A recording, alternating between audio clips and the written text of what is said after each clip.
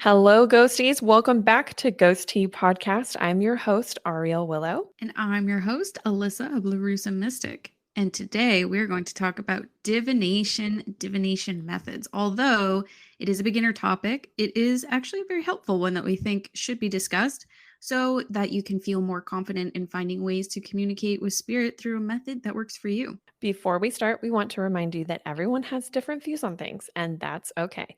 We don't ask you to believe what we do. We just want to share what we found in our personal path with others. And for those interested in booking a session or learning more about me or Alyssa, check out our websites in the description below. And we also want to mention that what we won't be covering is divination methods that we know to be from closed practices. Yeah. Don't Okay, want to educate on things we don't understand. yeah, or shouldn't anyway.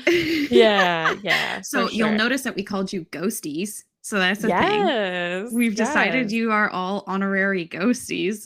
yes. It's the term that the podcast was named after. So I feel like it just Ghosties. makes sense to have Ghosty. them be little ghosties. Yeah, so now you're So the ghosties. yeah, you're the ghosties of the ghostie. And so listen, like we have all, of course we have a list of topics that we We are always have excited to such a list. dude, like and we add to it all We the always time. write novels. It's true. But here's the thing with divination methods is yes, it's a beginner topic in a sense. Like I'm doing air quotes. You can't see me when I'm doing air quotes. It's a beginner topic, but it also kind of isn't because Yeah. the thing about divination methods is that is something that if you're going to go down a spiritual path, you're probably going to bump into that. And especially if you're going to be a witch, you are most definitely Yeah. going to bump into divination and divination methods. Yeah. However, the practice of divination and becoming very well rounded in a specific type of divination can take years of mastery. Mhm. So while it is beginner in terms of understanding what might be out there, it doesn't mean that once you have decided that you are a tarot reader, for example, that the learning stops there. So Right, right. it is and it isn't beginner. Yeah, there's so much to learn about every single type of divination, and everybody's going to find a method that works best for them. And if you are trying to learn everything, like this is a long list. Like before Yeah. we get into this is a long list, Hmm. and more than half of these I probably have not utilized myself. Same. And that doesn't mean that you're not skilled in divination. I think skill should be based on how comfortable you feel with something and how accurate you find it to be for you Hmm. rather than how many different methods you use, because Hmm. you can say, "Oh, well, I know all these different, types of divination," but like if you don't know them well, then how well are they serving you? It's nice to have a bunch of different skill sets, but you don't have to be a master in any of them to really have them be useful to you, but you're going to get more out of it and connect more to one if you allow it to be something that you focus on. So there's Hmm. always going to be a divination method that is just kind of everybody's go-to. And those tend to be the popular ones, card Hmm. readings and stuff. But I Hmm. think that it's important for us to mention a bunch of different divination methods and what they are so that you can do the research on your own to find one that you might have not known about or have been doing but just didn't have a name for, because I think that can give a better clear pathway towards learning more about you and your practice, and I think that's really important. I agree. And so, you know me, as usual, I'm always going to be like, let's break it down into smaller Mhm. parts. Mhm. First, let's figure out The what's the practical one. definition, the practical. We need to, like, when we're talking about divination, well, what the hell is divination? So, here's the definition of divination that Ariel and I are going to go with for this podcast. And it is the practice of seeking knowledge of the future or the unknown by supernatural means. So here's the thing about divination. In general, it's about gathering spiritual insight and answers through purposeful intention. So when we are talking about the various different divination methods in this particular episode, just know it's not comprehensive. There's way more out there, and there's probably Yeah. more than maybe, easily Googleable within like the first 3 pages of Google. Googlyomancy. Dude, oh my god, how that could be a thing. You It makes could me literally make googly eye. divination out of, like, whatever the hell, like, you Yep. can Yep. but I do wanna say that the majority of the divination methods that have been identified here are popular ones, first of all, they're popular ones, they're ones that we were already familiar with, or Mhm. they're ones that come from, ancient like, they're ancient methods, so, Right. for me, we all know I'm the Hellenic polytheist, so I'm very, very interested in divination methods from ancient Greece and antiquity. And so there's a number of them that originate from those times. But there's also some that originate from other areas and different cultures as well.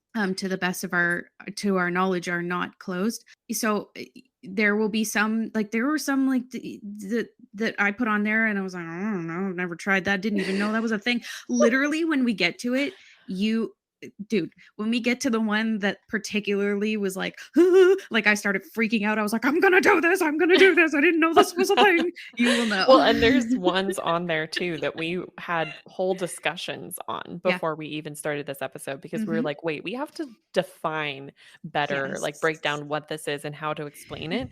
Because there's certain ones that you'll be like, wait, aren't those the same as, so and Hmm. so? And we're trying to make it to where it's clear that they're different, Hmm. but we want to explain how they're different because I think Hmm. that helps to kind of understand. It's so funny because I was talking to Alyssa the other day and we realized she is very much the straightforward and practical explanator of things. Is that a Hmm. word? Explanator? It's gonna be now. Someone who We're going with it. explains someone who explains Explanator. things in a very straightforward and like just practical way, and which I think is funny because you're a Leo Mercury, so like it makes sense, but it also Hmm. is funny. And then I'm a Pisces Mercury, so I explain everything through metaphors. God, you're so good at metaphor. I So say it all the time about Ariel. I'm like, she's a metaphor queen. She has a that's what way. my mom calls me too. Dude, you have a way of describing complicated, complex concepts in a way that makes sense, but not just in like, sort of layman's terms, but in ways that invoke a visual or Mhm. conceptual aid through the use of It's so metaphor. important because 'cause I'm such a visual person, and Samesies, which is weird that I'm growing not up a good metaphor yeah. person. Yeah, well, I mean, you're gonna have certain ways of speaking, and like Mhm. society too sometimes shapes the way that we talk and how we explain things. True, true. But in a lot of ways, I had to adapt the way to explain things to myself that way. Mhm. Because when people would explain to me really complex topics, I would be like, "I don't understand this at all. Mhm. Like, Mhm. what are you talking about, Larry?" And then I would have Larry. to, like, create it into a metaphor for me to understand and then explain it back to them, and then Mhm. they could confirm whether or not that was accurate. So, I wanna make information accessible as possible to people, and because I'm a visual person, I need something that invokes vision in order to Mhm. understand it. Yeah, that's a little tiny rabbit trail, a little bun trail. Little But bun buncher. a little bun trail. As we mentioned, divination is purposeful. Divination is where you are indeed seeking, and or you're Yeah. for or you're seeking to discover hidden It is knowledge. the order of seeking through Mhm. certain methods Yeah, you're that discovering hidden knowledge, usually by us the discovering interpretation. hidden things. Discovering hidden knowledge, yes. Okay, so the way that we're going to do this is we are going to first just kind of quickly go over some of the divination methods that aren't as popular today, at least from our Mhm, perspective, aren't as popular today, but they still exist and are still available to be learned about. And once we get through those, then we're going to kind of dive into a little bit more of the popular ones. So Ariel and I are just going to mention the name of what it is and what it is. yes. So we'll start off first with Cledonism. So this is interpreting things that you hear to be significant. So this is very much based off of chance. So Cledonism was popular among the ancient Greeks, and an example of this is in Homer's Odyssey. Odysseus hears thunder after asking for a sign and takes it as mark of approval from Zeus, plus the chance of a servant woman next to where he was that was saying something to Zeus to the effect of the message that Odysseus was looking to hear was an example of this divination method.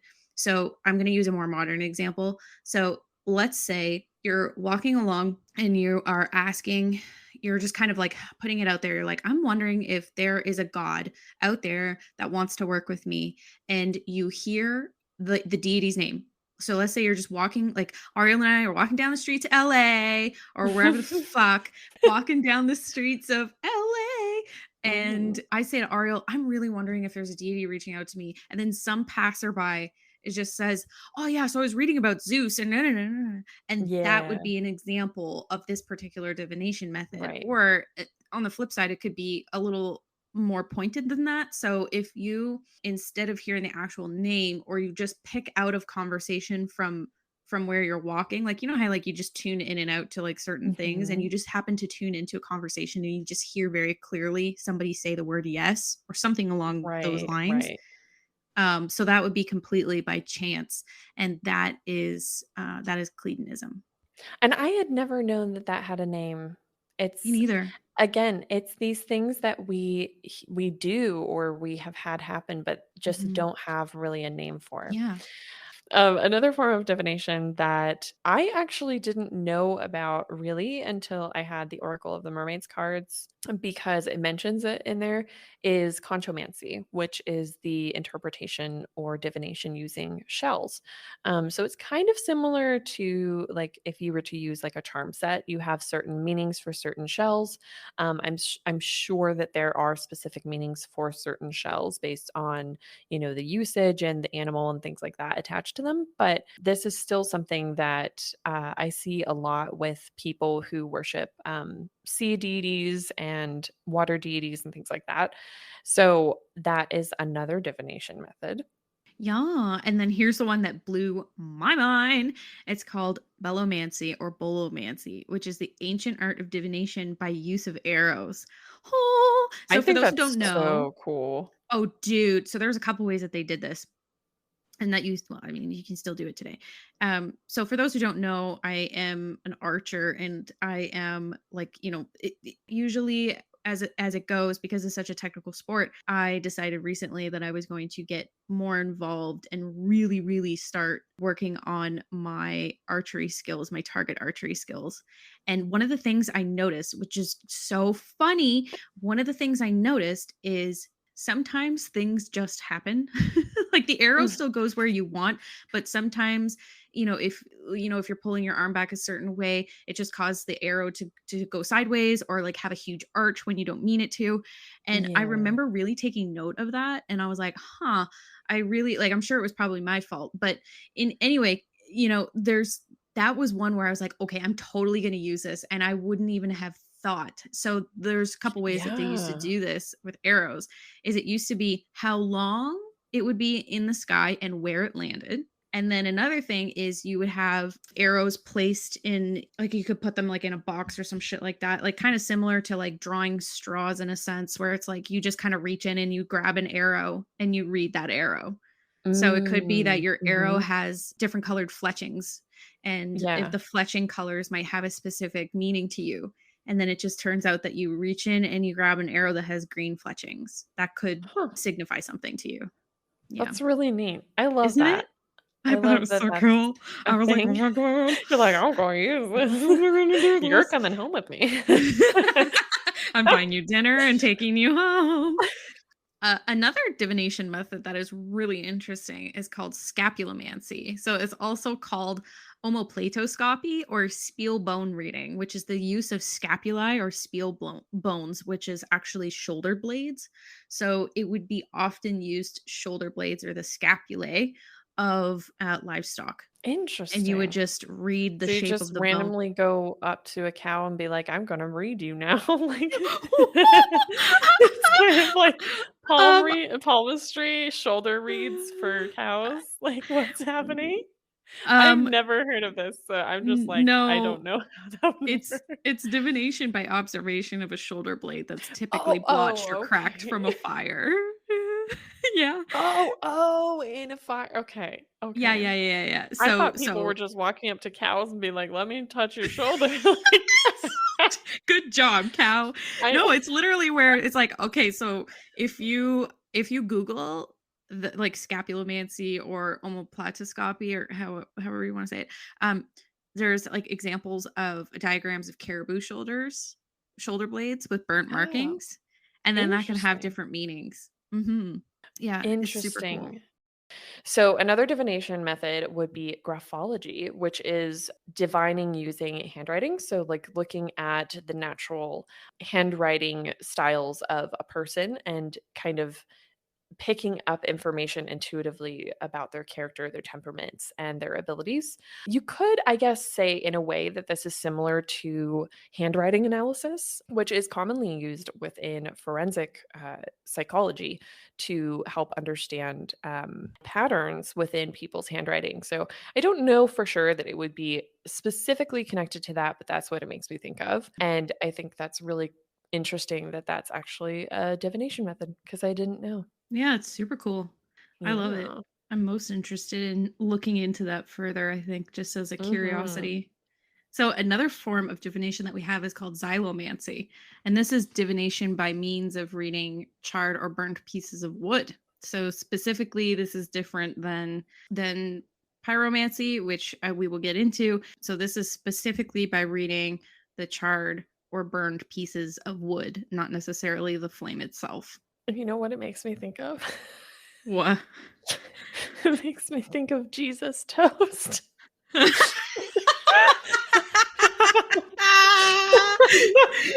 Like, Jesus Nancy. yeah. Divination Toastomancy? of divination by means of reading toast. Toasted Baked Jesuses. goods. Oh, I would fucking practice that kind of Oh my, divination. you know what? Like, You could make that. Like yeah, you you could could. here's the thing about 1,000%. fucking divination, man. It can You be could make anything. anything. Like you could read the dust on your Yeah. fucking dresser if you Yeah. wanted to. Like Yeah. honestly, it's there's literally it feels like to me the sky's the limit, and even that is a form of divination too. Mhm. Another form of divination is Bibliomancy, which is foretelling the future by interpreting a random chosen passage from a book. Specifically, it's usually referring to the Bible. So it's usually talking about referencing that book. And I think that's part of why it's called Bibliomancy, but it can be any book. You commonly see this with people just kind of taking a random book and being like, what is a message that I need to hear right now? You just flip to a random page, point, and then that is your message. So that would be a way to practice bibliomancy. So we have another couple divination methods as an example under the kind of overarch of weather slash animals. I'm not going to talk about all the different ones that exist because there are many. So first example is Aeromancy, which is the practice of using thunder, lightning, rain, wind, whatever you choose, like literally what's in the sky. And then you can kind of get more granular. So if you really want to use a specific type, such as brontomancy, which is from the Greek word bronto, which is the word for thunder, it is the art and practice of divination by the assessment of the characteristics of the sound of thunder. And in addition, we also have Nephomancy. So Nepho mancy is a method of divination that involves seeing shapes in the clouds and then interpreting those shapes as being signs or symbols, which are of spiritual significance. And then, of course, this is a relatively popular one as far as learning about divination methods from antiquity is augury, which is from the ancient Roman religion of interpreting omens from the observed behavior of birds, which Hmm, is super cool. So that's augury. interesting. So that's just a couple examples of weather and animals. There's more that exists, but it kind of gives you a sense of really like I was saying, like sky's the limit, not really, because you can read the sky. So there's another form of divination that has to do with hands, which I love because I'm fucking obsessed with hands, but like just stupid amounts. And it's called chirognomy. And it is a form of hand divination by reading someone's personality based on their hand shape and their fingers. So there's commonly four different ways of interpreting them. So, like the certain length of someone's fingers compared to their palms can show whether or not someone has a earth hand or an air hand or a water hand or a fire hand, and each one is going to have different characteristics and different meanings of what that person is going to be affinity towards and things like that. Super, super interesting. I used to study it a little bit when I was younger. When I was a youngin', and my mom got me a palmistry book and it included that in it, and I was reading my whole family's hands. I was just like, "Oh my god, do you have a fire hand?" And then there's chiromancy or palmistry, which is specifically reading the palms or the underside of the hand. And that also includes like within palmistry, there's certain planetary references as well, which I always thought was really cool. So there's certain ways that you can wear rings or have tattoos placed on your hands that will better assist you in your path in life utilizing palmistry. So I would love to get back into studying it. It's been a long time, but it's one that I've always found quite fascinating.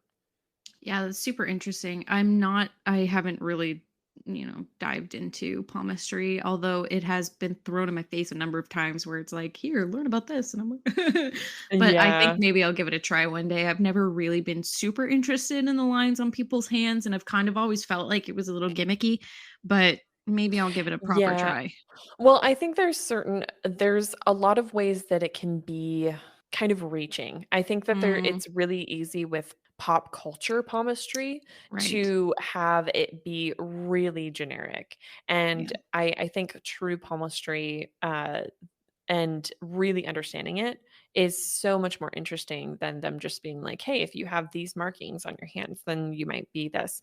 Whereas, actually having a palm reader actually look at the Mm. lines on your hands, I think is just more useful than just being like, "I have witch's lines," because Oh my sometimes God. we don't. So glad you Sometimes said what that. we say is not what a palm reader will see because Oh sometimes God, we're drives me seeing nuts. it not the way that it's meant to be seen. Mhm. Or it's just And singular instead of read as a whole story. It's just like right. one small piece, and then it's like, "You have, the power of reading people's minds because you have 3 lines next to your thumb," and it's like, "Oh, fuck right off." And, like, it's just it gives me so much rage in the same way that people on TikTok who do, if you do these 5 things, then you're a witch." And it's like, if you hear Mhm. ringing in your ears or if you breathe heavy or some shit, like If I'm you obviously breathe I'm heavy. poking fun because I'm trying to make the point that it's like you Right. just take this generic bullshit and you're like, if you do this, then this. And it's just like, ooh, it's just so like clickbaity, gimmicky. Yeah. It Yeah. drives me nuts. And I think that's why I've been mostly turned off by palmistry instead of really getting into the culture of palmistry and the origins and the deep meaning behind it. So I'm making a mental note to give it a try. Okay, so this is one that Ariel just mentioned that I forgot even existed, is called muscle testing. So muscle testing is also called applied kinesiology. And plain kinesiology is the study of anatomy, physiology, and the mechanics of body movement, particularly in humans. You can also do animal kinesiology, but anyway, applied kinesiology, however, is defined as it's complementary. So, it's various forms of muscle testing to identify imbalances in the body's structural, chemical, emotional, and spiritual energies. So, in these tests, you can establish your body's priority healing needs, evaluate the changes in energy flows that result from therapeutic procedures, but it's also something that you can use as a form of divination where you can pay attention to how your body reacts to a question that you are seeking an answer for, which is super, Mhm. super interesting. And the one that came to Yeah. mind when Ariel brought it up was specifically where let's say you'd be sitting like, you'd be sitting on the floor with like whatever your legs crossed. You ask a question either to like, your higher self or whatever. You just kind of ask a general question that you're seeking guidance on, and you pay attention to if your body automatically starts to kind of lean back a little bit. It's like Right. that is giving you an answer. Yeah, like, you can do it when you're standing or when you're sitting. The Mhm. way that I show it as an example on, like, live streams and stuff is showing people from the side, because that's when you're gonna see it the most, Mm, as someone mhm. observing, is standing and just like, saying a statement. So, Mm. saying, like, "My name is Ariel," and then I lean forward as a yes because I'm leaning into that answer.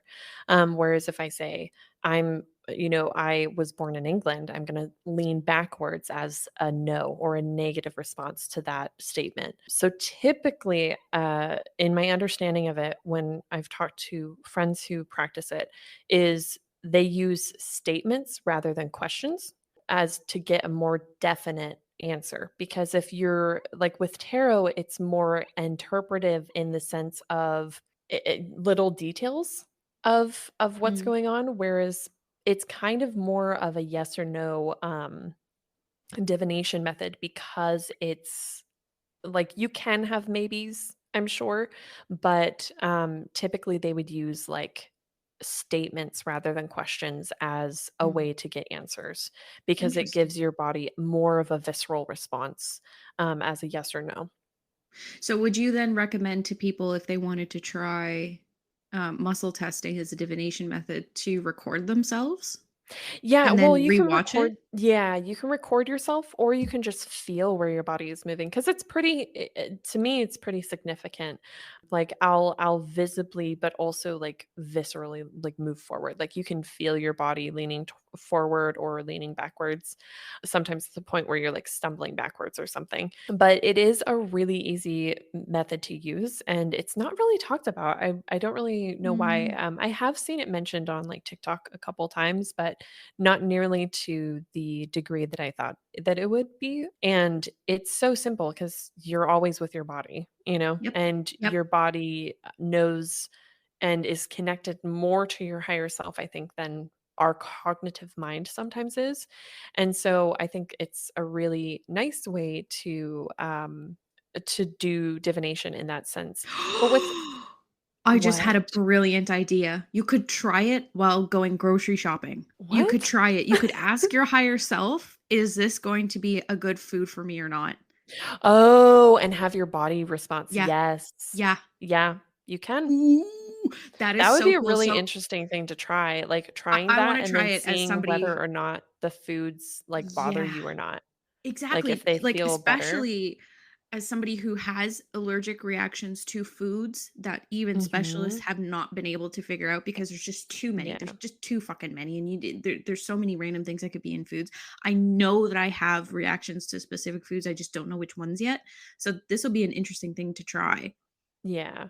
Yeah, I mean, Super neat. obviously, don't use it as a way to Yeah, it's not a test for medical allergies, but, professional like, yet. in the sense of, like, maybe trying to see what your body is wanting Yeah, rather than what you're cognitively wanting.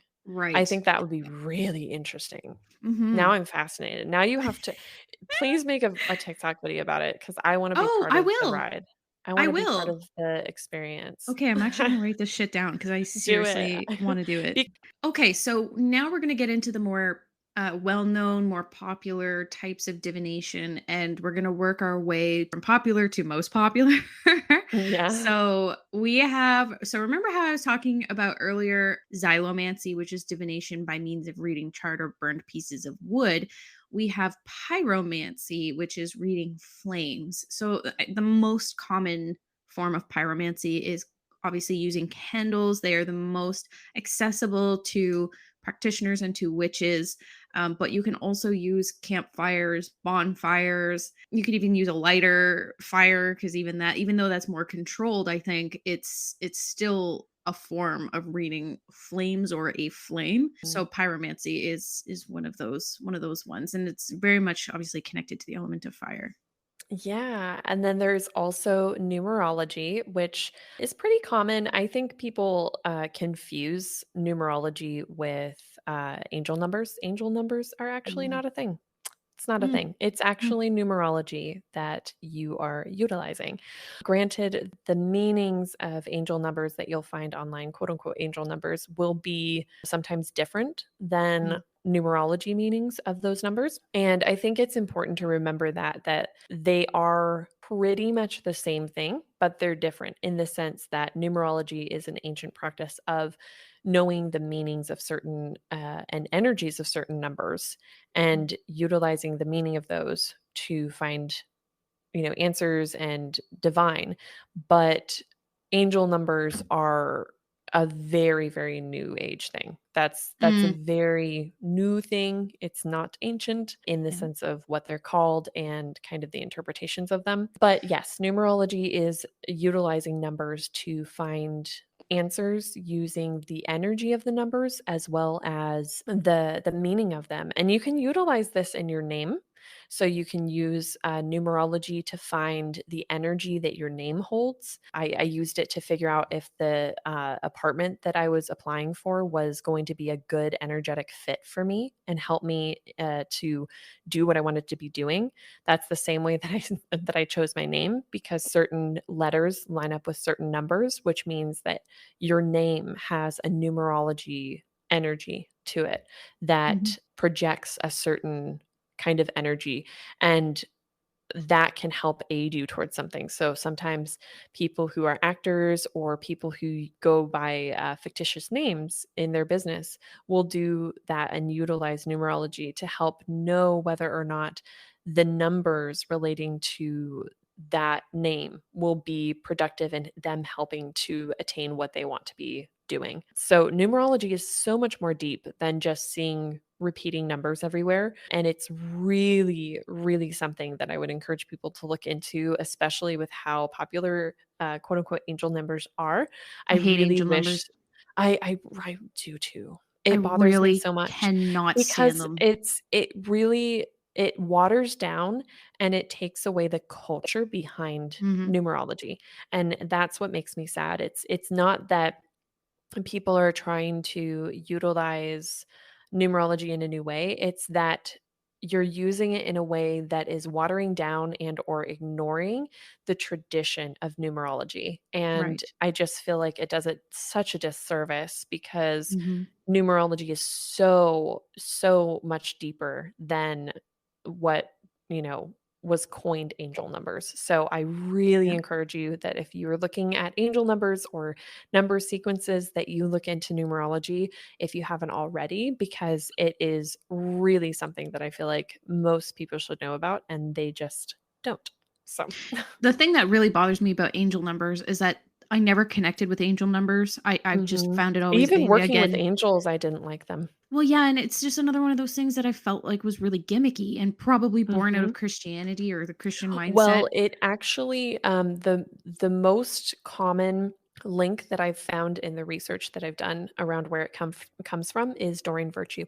Interesting. And she is like the well-known well, she used to be an angel practitioner who then turned into a Christian, which, you know, is fine. People can change their beliefs, but she Mhm. was the one that is most commonly directed back to as far as angel numbers go. So I believe, in my understanding of things, she was the one that coined the term and that it didn't really exist in that way before her. Mhm. Well, there's nothing wrong with coining a term because if we see the word magic versus magic, like magic with a CK was first brought to light by an author, can't remember the name right now, but brought to light from an author to differentiate between spiritual occult magic versus stage magic. So it's not like there's an issue with bringing about a new term. It's just like you said, it does a disservice to the overall culture Mhm. of what numerology stands for. And the sad thing is because angel numbers have always turned me off, and it's like I always notice 1111 or Yeah. 1212, but I'm always like, "Ugh, gross, fuck off." Like, I just Right, like, right. it turns me right off, and I've never gotten into numerology because of it, and that's just a bias that I have had that I clearly recognize and have recognized before this podcast anyway, but Yeah. it Well, is and something that I numerology, wanna like look into.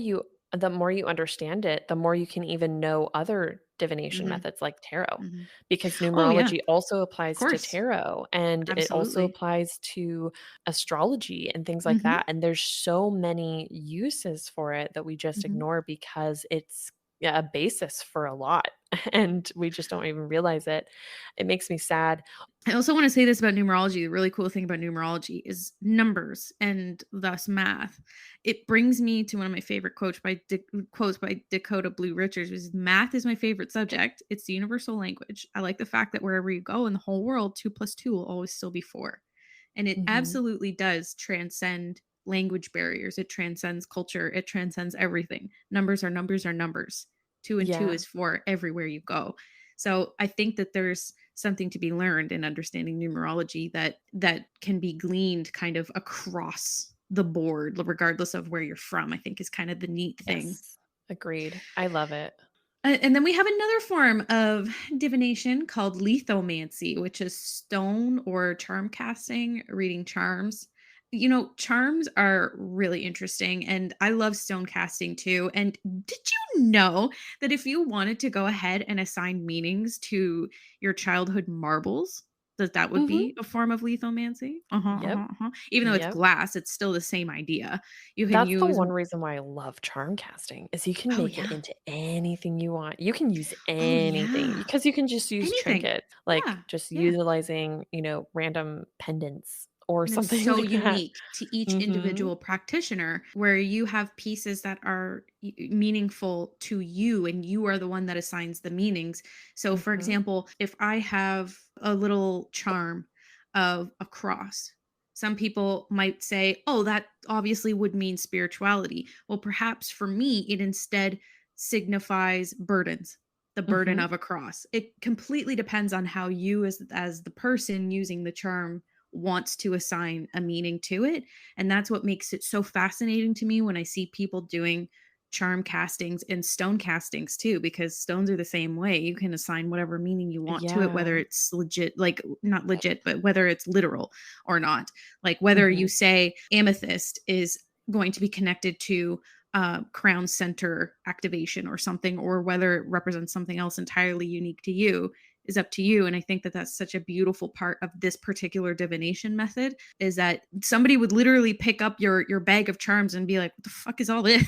Right, right. Yeah, you can make it as big or as simple as you want. Mhm. Like, you can Yeah. have it be comprehensive with a bunch of different charms, or you can Mhm. just have it be, like, 5 Yeah. that just are, like, general, and you can Mhm. have it as specific or as unspecific as you want, and it's so cool. I Yeah. love it. It's fascinating.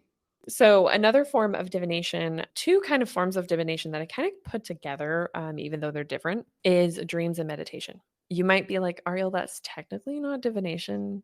It doesn't have to be, but it can be with intention. So, just like anything that you're doing, everyday wise might not be magic. If you're doing it with intention, it is magic. Like before you go into dreams or before you go into meditation, putting the intention out there that you are looking for answers through meditation, through dreaming, those methods can be considered divination. Now, if you're going in and you're having dreams about random stuff and you haven't put intention into having an answer for something, that's when I wouldn't consider it divination. That I would just consider it a regular dream or something like that. Or even with meditation, if you're just going in and you're having things happen, it's more of just like what you need to know at the time rather than an answer to a question or you putting the intention in to gain knowledge.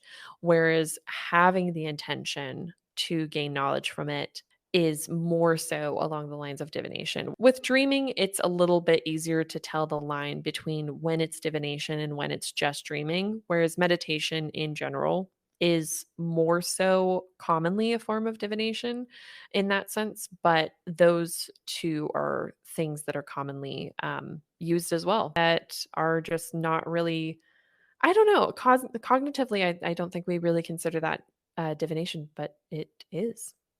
Yep, it absolutely can be. It's commonly ones that are recommended for connecting with spirit team, your spirit Mhm. team, or with the divinity, various forms of divinity, or whatever. But it can also be used to gain insight and to gain answers, or to potentially give you insight into the future.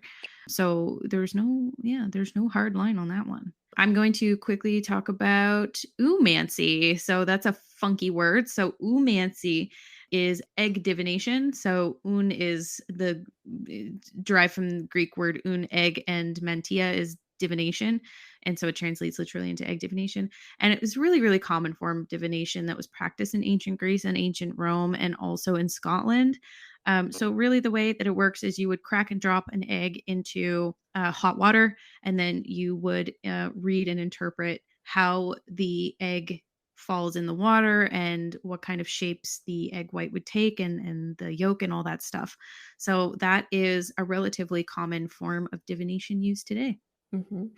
And it comes from so many different cultures as well, and that, it bears mentioning, like, there are a lot of different ways to read eggs in different Mhm. cultures. So Yeah, I don't want to make it exactly. sound like it only comes from Greece or only No, comes no. from Yeah. Scotland, but It we're also is mentioning used in those. Norse and, Yeah. like, there's just a lot of different, places, a lot of different cultures that use it. It's more about how you read it and what it Mhm. means would be Yeah, because there's different. certain techniques that come from certain cultures Mhm. too, and so everybody's gonna do it differently, and I just think it's always important to do your own research and find a method that you know is open and comfortable for you to use, and I know that certain ways to do it are Yeah. considered closed, and Right. I would not be the person to ask because I really don't practice that kind of divination, but I do think it bears mentioning just because, we wanna try to educate you guys in where we can without Yeah. also stepping over toes. Yeah. Um, Exactly. yeah. So, there is also hydromancy, which makes me super excited because I love me some water. Eat a water, Um baby. yeah. And this is kind of the ability to divine answers using the movement of water. So sometimes I'll do this in the bath with like if I have, a glitter bath bomb or something like that, I'll just move the water and be able to get images through the glitter. Or if you have a jar and you have water in it or a bottle, anything to where you can see through the sides or through the top and you can just move the water around and then see the particles within the water, whether it's a pigment or glitter or even dirt, whatever you want to use to look for images. Sometimes you see these on like TikTok. People will take like tiny bottles or vials of water and they'll spin it, and then you can see like a Mhm. woman dancing or Yeah. something like that. So Or that would, they'll take pictures of it and still images. yeah, Yeah, yeah. that's really cool. I love that, and Mhm. so if you are doing it, it's probably a good technique to just either take a video to where you can, like, slow it down frame by frame, or you can take it on, like, a slow capture, setting, like a slow-mo setting so you can really see everything coming through as it does. Mhm. But yeah, water as a divination method is just oh, it makes me Agreed. so happy. I love it. It's so beautiful, and it's very accessible. Mhm, mhm. Yeah, you get in the bathroom, then you just divine a little bit. Boom. Get yourself some answers. So, Yeah. there's also Libanomancy or Libanomancy, I'm not sure, I've heard people kinda say it different ways. This is basically divination by incense, smoke, or how the incense ash falls. So I think it's also called Livanomancy, is another way to say it, but essentially it's primarily through observing and interpreting the burning incense smoke, and how the ash falls or how it forms. So sometimes when you're burning incense, sometimes the ash will form like a circle before it falls Mhm. so that you could read before it falls and then after it falls and where it falls. There's different ways that you can read the smoke, but there's common one that I've learned about is, if the smoke is like double pronged and it's like forming almost like a ladder, then that means that whatever response you're looking to get is being heard. But again, that was just one way that I learned about it. There's probably multiple ways to read it, but that is a common one. Incense is a big part of modern practitioners as far as using smoke for cleansing, but also for divination too, and being able to talk to spirits and other things. So definitely worth mentioning that one too. Mhm. Would that include, smoke from, like herb bundles? I'm not sure. I know that Libanomancy or Libanomancy, however you want to say it, is specific to observing and interpreting burning incense smoke. So I'm Gotcha. not sure if there probably is a mancy for Yeah, yeah. herb bundles. Oh, there's Or just probably smoke, something like, smoke in divination in general. general, I would Yeah. imagine, yeah. Yeah. Another one that is, it's just my favorite is astrology. Astrology. Let's talk about the stars. I love anything celestial. Like if oh god, I wish people could see my personal Amazon lists because pretty much all of it is just celestial shit. Just all of it. It's just celestial jewelry, celestial clothing, pajamas. Like I don't give a fuck. I have so much I'll give a celestial fuck. shit in my life, and I it's just everywhere. Anything to do with celestial things and star beings, I'm like, I'm there. I'm so there. But astrology is considered a form of divination, utilizing the movement of celestial bodies, how they interact in our lives, how they come through in our charts. So not only is it utilized as a way to interpret us as people, but it's also used to interpret the world around us and certain events, and used to predict the future and cast predictions in that way. So oh God, it's such, I could talk about it for hours, but I won't. But it's obviously a very popular now form of divination. But sometimes I think people forget that it's actually a form of divination. I think it's Mhm. commonly seen as just like, oh, it's just astrology. But it is a form of divination, and it is definitely becoming more popular than it Mhm. was when I was a kid. But yeah, I'm happy to see more people appreciating the power of the celestial things above us. Yeah. Hell yeah. We have also Ceromancy or Caromancy, which is with a C. It depends on how you want to say it again. Tomato, tomato. So Ceromancy is wax reading. So this is performing divination with candle wax. So it's a very long practice form of fortune telling or divination by reading the wax both during and after the candle is burned, or also when poured, you pour the hot wax into cold water and then you can read the wax from the top and the sides. For me, I do this form of divination quite often with Nyx, and she likes it when I read the top and the side, but not the bottom. So it's just her preference, but either way, if you can see the bottom, that's another way you could read it. And also, if you want to include how the wick gets lit, as far as how fast the wax starts to melt, is another way you can incorporate it. But I Mm. personally, like when I'm doing spell work either for myself or for clients, I pay a lot of attention to how the wax is Yeah, burning, yeah. It or can how it tell you a forms. lot. It It can can tell tell you you a lot. so much.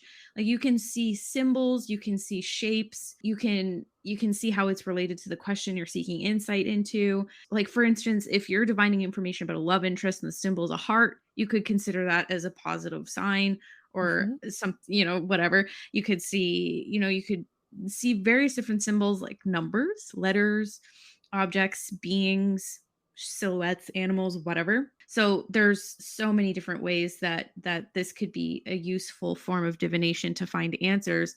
And dipping the candle wax into water, it's the process of actually paying attention to the question you're asking while you're dipping it into the water. And the interesting thing is, as you are doing it and it's just like tiny drips onto the surface, it will start to join together and then form shapes, which is really, really cool. And then in addition, when you're reading it from the side, depending on how the wax sort of interacts with the water, will determine how deep certain, like, how do I describe that? It will determine like how many layers there will be of Mm, wax on top of itself, which will form like a deeper, like an upside down skyline, like an upside down gotcha. cityscape, if you're Yeah. kind of understanding what I'm trying to say. I don't know if that makes any fucking sense. God No, that damn it, makes sense. Mercury retrograde. I hate you. I hate you. You're my enemy. Oh, man.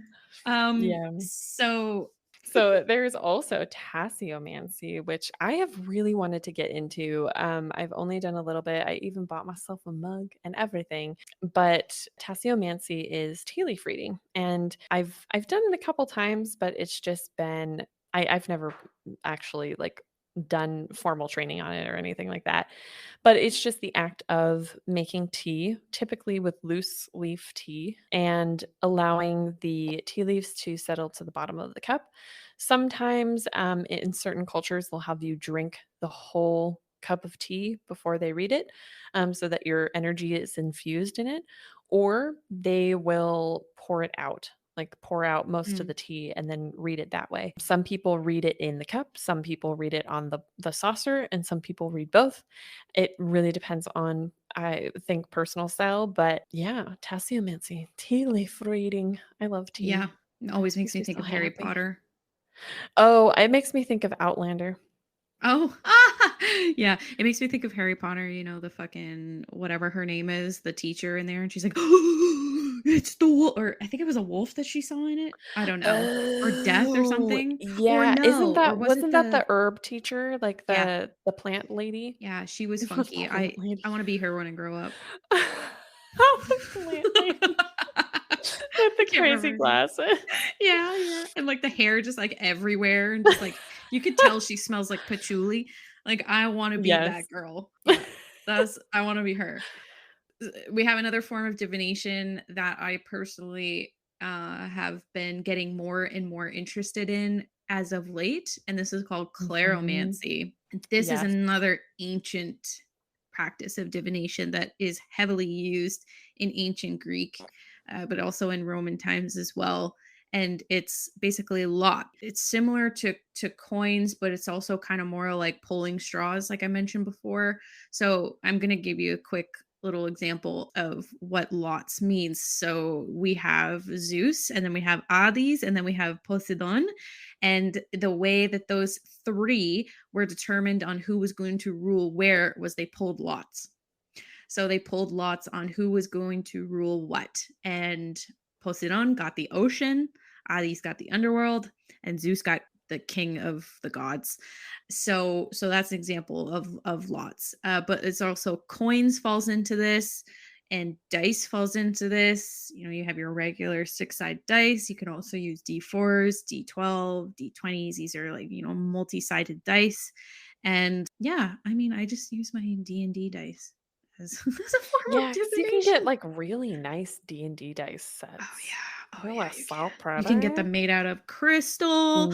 You can get Mhm. them like all fancy and like done like Actually, oh my question gosh. about that. If they're made Mhm. of crystal, would that make them imbalanced?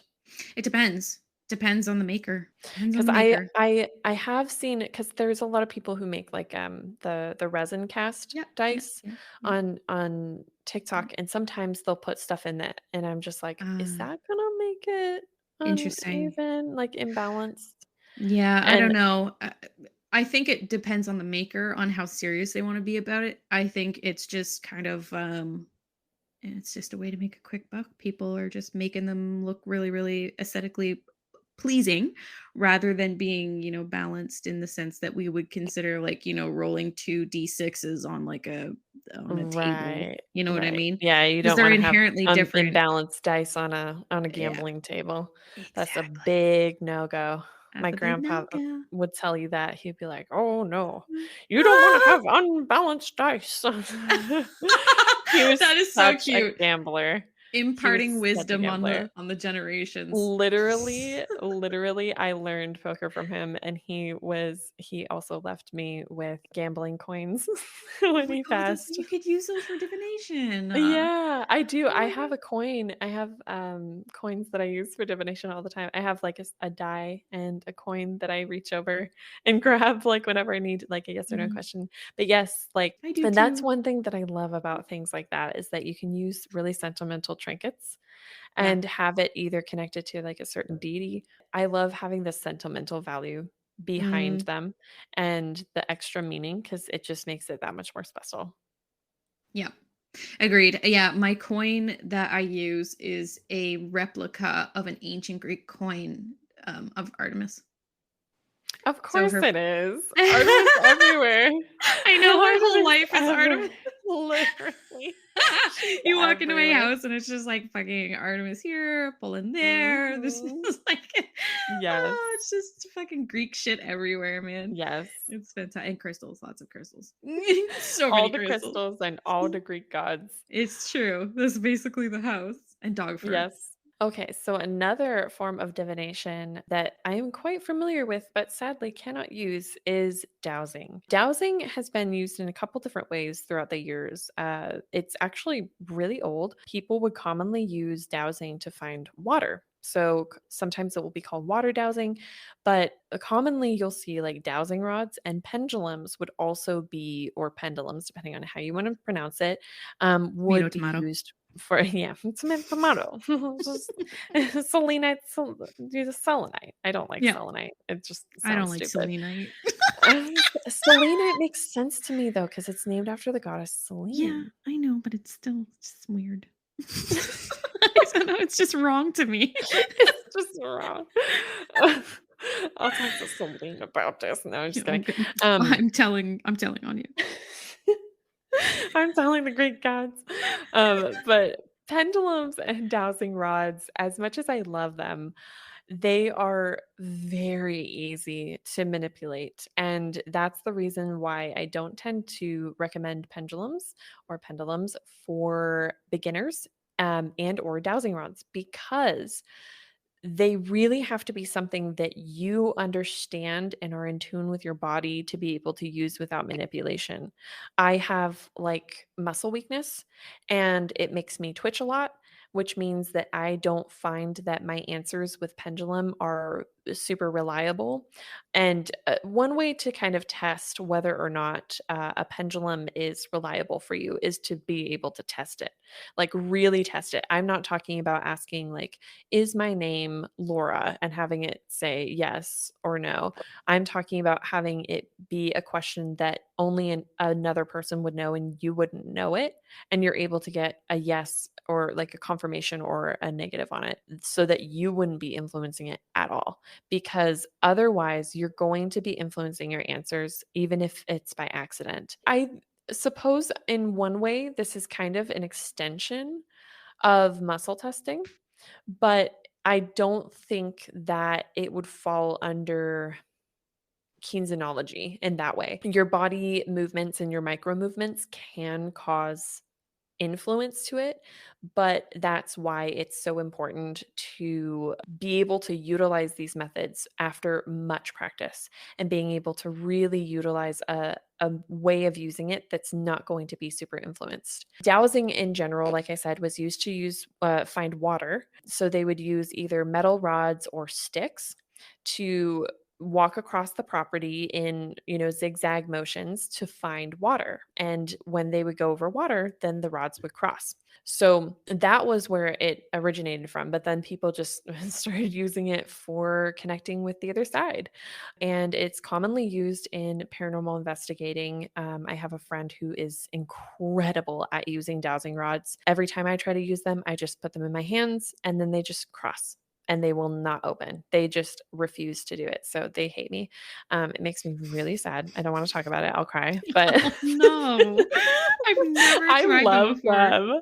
I love them, but I just cannot use them. My friend, though, she is so connected to them. Colleen, if you're listening to this, I'm still saying you should be on TikTok. She has dowsing rods that she uses that she is so in tune with that they go back and forth with the heartbeat of Oh. her.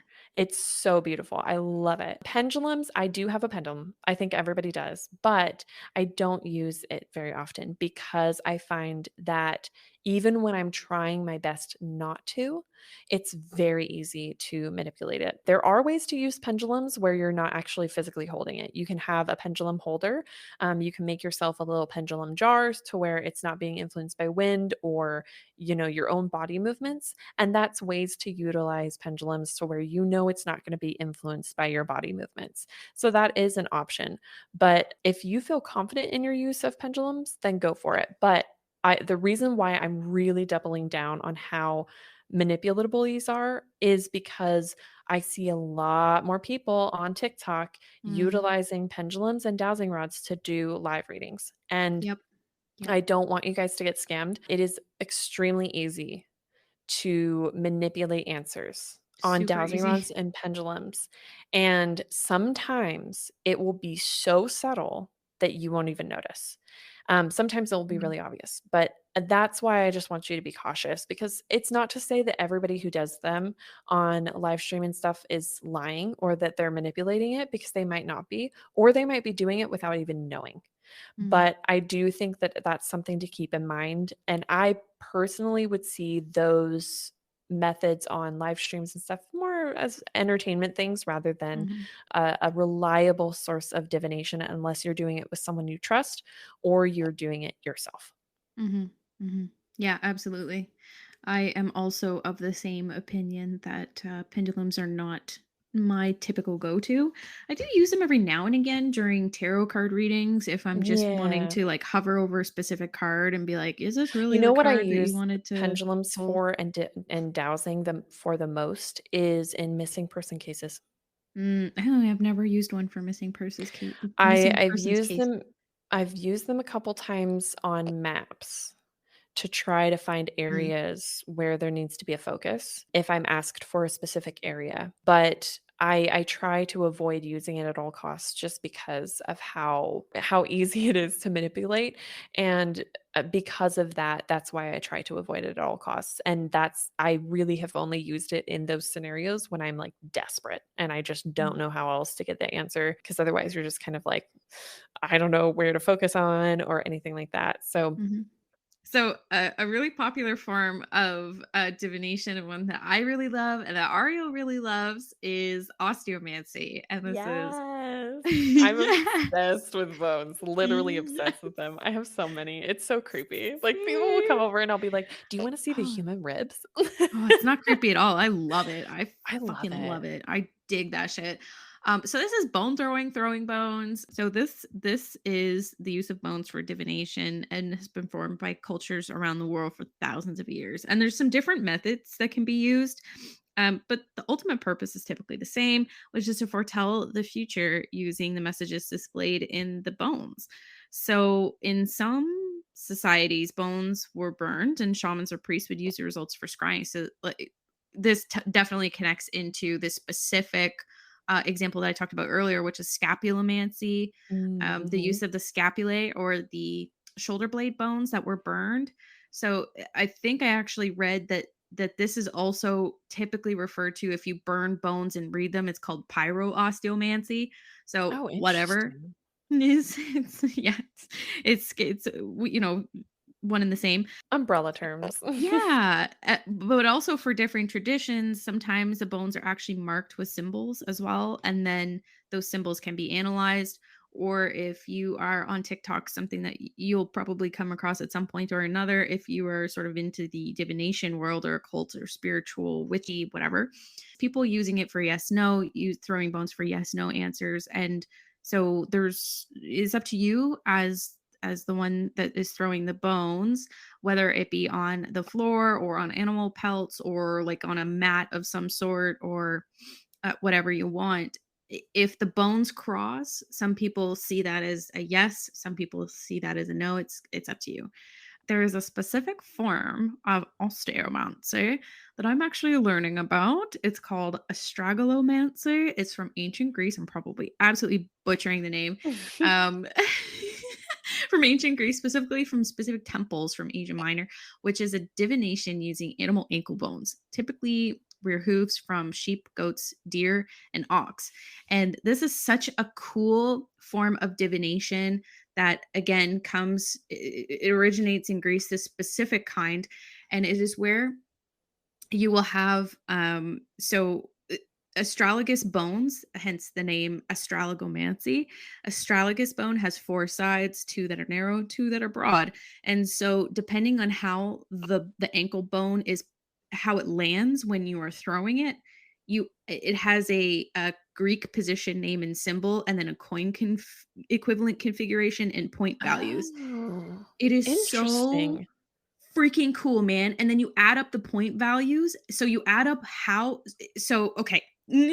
I'm like so stoked right now. So let's say you have five ankle bones and you throw it and three land a specific way, one lands a different and one lands a different. You add it up Mhm. depending on how it landed. Let's say the total value is 10, then that would represent like tyke for opportune chance. Oh, it's very similar to I Ching. Yes. It's actually Yeah, called Greek I okay. Ching. Oh, It's is the it? Greek I Ching. Yeah. There you go. There you Yeah, go. it's super cool. So, That's for so example, cool. Artemis of Bravona has a total value of 11, and if you throw if you throw five ankle bones, three land the same way on the same side, and two land the same way on the same side, and a value of 11, that's Artemis. Super cool. Wow. Yeah. So That a is bunch of the so cool. Could you do that? I mean, obviously, like, it's meant to be done with with bones, but could you do it with dice? I would imagine if you had a four-sided dice because each side is different, and there's Mhm. four sides to the knuckle bone. So I Gotcha. suppose you could. I suppose you could. Interesting. But it Yeah, does because that with that doesn't my that take the fun out of just, like, chucking some knuckles around? I Because know. Well, that and, like, why not use the bones? Like, you can use the just bones. use the bones. Use the bones.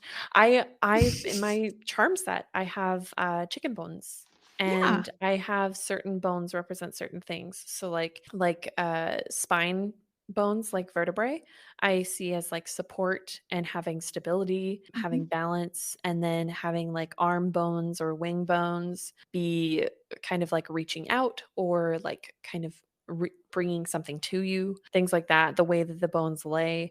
I think it's so beautiful to use bones because you can utilize either the way that they look. Like sometimes people who bone cast within Norse paganism will look for like Futhark runes, mhm. because, commonly Futhark runes are created with a lot of sharp lines, so you can have Yeah, that come through true. in bones, Yeah. and I think it's so cool because you can really either put your own meaning to each bone, or you can have it be something that is part of a structured system, and that's one Mhm. thing that I love about it, and also because you get to have a lot of bones. Yeah, exactly. And like, it can be as accessible to you as you want it to be. If you can just use chicken bones, man, like just get Yeah. yourself a full ass I chicken, yeah, I peel it honestly apart. used until my friend Micah so kindly gifted me some really beautiful bobcat femurs. I was using cooked chicken bones because Mhm. that's just what I had access to because I was eating a lot of roaster chickens for chicken Mm. salad, and I was like, I don't wanna have these bones go to waste. Now there are people who will argue that they don't wanna use the energy of those animals because it's like, they come from like bad environments and it can hold that energy. In my opinion, I feel like it's more disrespectful not to use them because you are saying that the animal who didn't have a choice whether or not they were going to become a roaster chicken at Rayleigh's or not, they didn't have a choice. And so even if they wanted to be like, I wanted to be a special chicken that had my bones used for osteomancy, they didn't get to choose. So, like, I like to be able to actually, and like, this is going to sound so weird, but maybe not too weird because if you're listening to this podcast, it's probably not going to be weird for you. But I would sit with the chicken carcass and say, would you like to be added to my practice? That's And not if they weird at said all. yes, then I would pick apart the bones and I would utilize the bones in my practice. And Mhm. it's such a beautiful way, in my opinion, to utilize the energy of an animal to honor Mhm. it Yep. rather than just throw it away and not Oh be able yeah. to utilize it in a way that can honor its life and body in more ways than just using the meat. Mhm. In my opinion, more respectful. Agreed. Agreed. Absolutely. Well, I mean, I have specific animals that are lifelong animal guides of mine, and I have some bones that are from that specific animal. So, for example, fox, I have some fox bones, and I use Mhm. those bones to connect to the spirit of fox. So, not Yes. just my guide, but the spirit of fox. Yeah, I And have a spirit of deer fox can vertebrae that I help do the out. same thing with. Yeah. Yeah. You can use it to connect to the spirit. But I know that that's getting a little bit beyond the definition of it. Yeah, yeah, But still, but we love still, bones. osteomancy. Bones. We just love bones, We okay? just love bounds. We We love love our all the bounds. bones. So we have our, big hitter, Clair abilities. The clear abilities. The word clair is français for clear. Clair is tacked on at the front, and then we've got ourselves a list of different clair abilities. So we can start with clair cognizance, which is clear knowing. This is where you just know shit. You just Mhm. know Commonly shit. called, like, the gut instinct. That's Yes. the best Or way that I can or describe it. intuition? Mm, Well, because is intuition one thing, or is it multiple different facets? I would say it would be multiple. Yeah. I It's would. more of like a umbrella term to me. Yeah, I would say so too. And then we've got clear audience, which is clear hearing. People always assume that that just means that you only hear outside of your head, but that also counts for in your head. So if Mhm. you hear messages or you hear voices from other things in your head or outside of your head, that's clairaudience. So here's the thing though, is that there is a difference between mental illness and clairaudience, and Yeah, there's an and that can be a importance. really fine line to walk Yeah, because exactly. the way that I always tell people to define it is, and the way that they often categorize it in mental health assessments is, are the voices telling you to hurt yourself or Yeah, others? Are they telling you to do things that are detrimental to your own health? Because or to even others, yeah. if, yeah, even if it's not mental illness, you still don't want to be listening to them. You still No, don't want that in your space. no, You that's don't some want to be bullshit. interacting with them.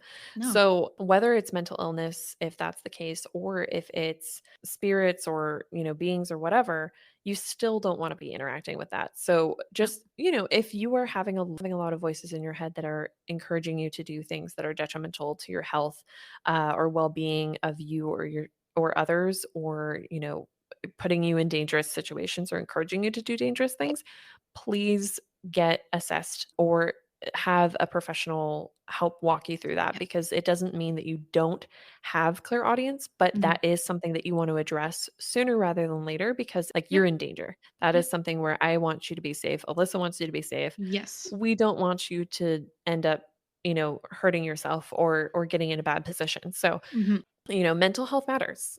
Yeah, absolutely. It's not something that I'm ever gonna say doesn't exist, because it does, and No. it Yes. absolutely can and will always be something that can live within your life in Mhm. addition to your practice and your abilities. Yeah, absolutely. That I have a couple mental illnesses, and I'm also very spiritually attuned as far as my Same. clairs. It's totally possible to have I've both. got a Mhm. little collection. Yeah, same. I mean, I'm a I never collector, wanted them. and I collect mental illness. I didn't want them, but they're here. There is the I don't want collection them. that you never wanted. Oh, I'm a You collect shells, procurer. I collect mental illness. Literally, I was though. gifted it by my grandma. It's a sentimental gift you never wanted. Thanks, Dad. Uh, Oh my well, then we've also got god. clairvoyance. So clairvoyance, the word clair is, as I went over, is French. Voyance is French as well, and that's French for vision. So clairvoyance is clear vision. So again, with Yes. clairaudience, this can be on the outside or on the inside. So visions inside Mhm. your head, or visions that almost like where it's like your eyes are open and you're staring off, but you're seeing something different. There's two ways. So it's like I get visions in two ways. I can see entities in my space, but I also get visions while my eyes are open, like as I'm getting like Yes, it's intuitive almost like an downloads almost. overlay. Yeah, it's like an Yes. overlay. Yeah, it's Like a good way to another put it. layer Mhm. to life that you're perceiving. It's Yeah. kind of like if you had, like, Google Glasses. Does anybody remember Google Glasses for the 5 minutes that they were a thing? Oh my god. Um, I but, knew like, they were gonna it's almost flop. like if you had like, in spy movies and stuff where they have Mhm, the mhm. glasses on and then they have, like, the little computer that's telling them information Mhm. about what they're seeing. It's Yeah. kind of like that, except instead of a computer telling us, it's like deities or Yeah. something like that. Yeah. Or as I like to mention or describe it as like a hologram. Sometimes it Mhm. will look almost like a hologram or a memory is being projected Mm. into the space. Because when people think of memories, you can go into a space that you've been in before and Mhm. see the memory in that space, right? Well, you're And thinking of it now, right? So if we're asking you to right, think of a memory, one is in your right. head and your eyes are likely open while you're thinking of Mhm. it, but yet you're still seeing it. Exactly. It's just like Yes. that. Yes. So And yeah. it's yeah, and some people will say that the deities or even people who've passed come through very opaque and they Okay. Yeah. look like real people. To be honest, I've never experienced that. Not to say that it's not like that, but that is another way of Mhm. interpreting them and seeing them. It's just never been that clear for me, to the Mhm. point where like it's very rare that I confuse someone for being passed away or alive. Mm. And usually when that happens, it's because I'm like distracted with something else and I see it Or out it's of so like the corner of my fast. mind. Yeah. Yeah, it's so fast or Yeah. like it's, driving on the road at night or Yeah, that's the biggest and one. it's dark or Driving. like, things like that. It really just depends, but those are the times where I'm like, "Are you real or are you dead?" Yeah. Yeah. But, Mhm. for everybody, it's different. So, like, the reason why we're giving you these examples is because, ultimately, I think we need to do an episode completely for the Clair Abilities, I would agree. but that is for a different night. We're not gonna do that That's not tonight. now. This is gonna be so long, but we're Ooh, giving different examples for vision yeah. because that's one that people ask about all the The time, time. like, literally all the time. All Yeah, the time. it's the biggest All the question for time. sure. Yeah, no, Claire's always. And then we've got clear gustance, which is clear taste, clear tasting. And actually, I would love to say that that this is one that I don't have, but I actually do, and it is for better or for worse. So It can this be so nice, and it can dude, also really suck. it can be shitty. I'll tell you, like literally shitty. And I really Mhm. think that it's one of those ones that you kind of almost don't even really clock it as a Yeah, Claire. It's like yeah, sometimes you'll just be like, "Oh, I just smell something, but it's extremely out of place for like what's happening right now." It's like you smell yeah. a Or, perfume or a like, you have a cologne memory of your grandma's apple pie, and you can taste it. and you can taste it. Like that would be Mhm. clairgustance. But then there are 100%. also people think of that. That's the nice stuff. That's the stuff Yeah, that you want. that's That's the that's part the of clairgustance that you're That's like, not having a "Yeah." random spirit show up in your home that passed away in an oil Right. fire or something like that, and you can taste Right. oil or you can taste the gasoline on your tongue or like, oh, Yeah, or, like, I've had people who have clairgustance walk into a place where we're paranormal investigating and be like, "Oh, yeah, it's definitely haunted in here," and I'm like, "Oh, yeah, what are you getting?" They're like, "Oh, no, it tastes like death." I'm like, oh, "Oh, wonderful. We love that. I'm I so want some sorry." mashed potatoes with a side of death, please. Thank you. Yeah, like and they're like, "No, it God. kinda like, it tastes, like, sweet, but, like, rotten," and I'm like, "Thank you Awesome. so much for Fantastic. information I did not wanna know." Fantastic. But Fantastic. it's an I have it. I just don't have it to the strength that I have other Clair abilities, and I Right. honestly am pretty thankful for that. That's one that I could Yeah, it probably is. I mean, I can probably keep at the level that it's at and be all of happy. them can be good or no, I'm not gonna say Yes. bad, but all of them have their pros and cons. Like sometimes you Yes. kind of journey into the realm where things don't you don't know things you want to know, you don't hear things you want to hear, you don't see things you want to see, you don't taste things and Yeah. so on that you want to experience, but it's just kind of sometimes happens. So Yeah. then we've got clairalience, which is clear smelling. That's another one that I happen to have, and one that has gotten Mhm. really intense lately, thanks to Hestia. So, She's like, "I'm gonna come through clearly. I'm gonna dude, give you all the signs." bonfire all the fucking time. Like, and it's not even like anybody around me is having a fire or anything. Yeah. Like, it's just that's I her do thing. really like to be able to associate, deities with scents, though. I It love makes me it. happy. Like, It's why with my deity rollers are so fun. yeah, Is like, I because I'll love smell like a certain essential mhm. oil and it will And you'll be like, remind me that cinnamon smells like is Artemis," you know? Lucifer. Cinnamon is Lucifer, period. Yeah, I would say, like, warmer or, like, Mhm. muskier scents are Yep. definitely in line with him. I would Mhm. say, like, Astroth always which is so funny because he's always said to smell horrific, and he's Yeah, never it's smelled horrific to true. me, but he's always smelled like pine and cedar Mm, and books, mm. and Oh, yeah, every the time he's books. around, I'm just Mm. like, "Yes, smells Yeah. so good. This smells Yes. so good." It smells so good. Well, Um, Artemis always smells like woods, like maple, mhm. pine, fir. Oh, I know You know what what I pine mean? forests smell like. I've never been to a maple forest. But also with like mix of like earth, like dirt. I But like, love the smell of earth. dude, it Like, just smells the so smell fresh. of dirt, Yeah. like, not even dirt, soil, like, the smell Soil, of right. soil Soil. Yeah. and, like, damp woods. Oh That's god, what she smells. Oh, and also the fresh water. best. She smells like a flowing creek. Mm, That's the yes, stuff that she comes yes. forward with, And then Apollon, on the other hand, tends to smell like sunflowers. He has a lot of flowery scents to him, a lot Mhm. of like bright, uplifting smells, and he tends to Yeah. smell like a summer day at the beach too. That's another one.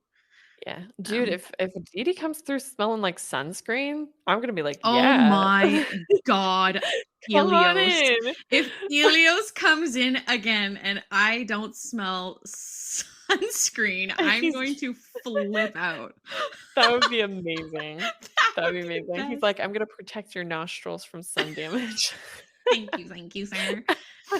Thank you so much. Yeah. Yeah. Then we also have clairsentience, which is clear sensing. So sensing, like, is a very visceral feeling.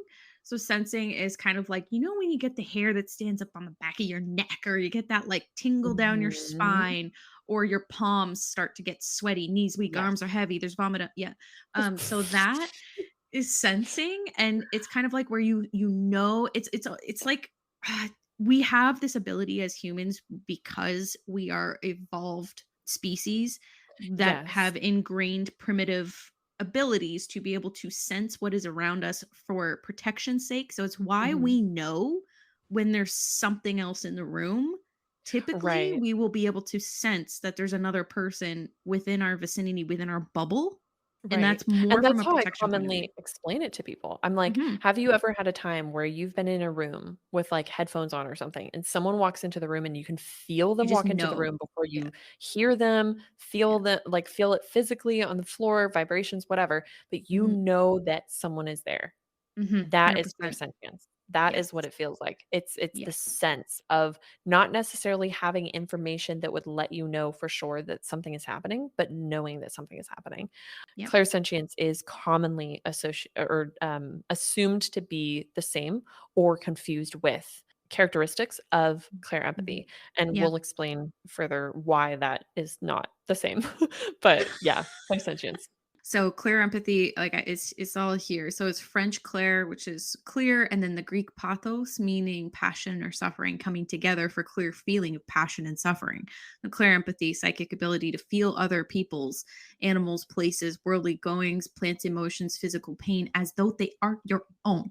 So the colloquial term that has been coined to describe this is empath, but there's a difference between being empathetic, which is feeling empathy, and being empathic, which is being an empath. So you can feel Right, empathy or right. being an empath. Because the way S that I interpret clair empathy is someone actually feeling the emotions as their own.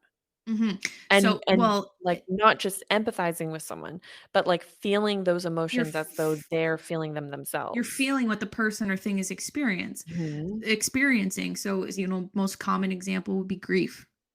So, it's Right, like if your right. friend is going through grief, you can feel sorry for them and feel bad for them. You can give them You can condolences. empathize. If you're an empathetic, you can sympathize, but if you are an empath, you are literally feeling the exact sadness that they are Right, you're feeling. feeling the physical experience, you're feeling the emotional Exactly. experience that they're feeling. Exactly. And that's how it's different for me than clairsentience, because clairsentience to me is more of an objective way of sensing emotions, because sensing emotions is different than feeling it. You Mhm. know, like Yep. you can sense that someone is angry, you can Mhm. sense heavy energy, you can Mhm. sense an energy in the room, Mhm. but with empathy it's more so strictly around emotions and But not so but much. from another person or thing or place. Like, it's coming Right. from somewhere else.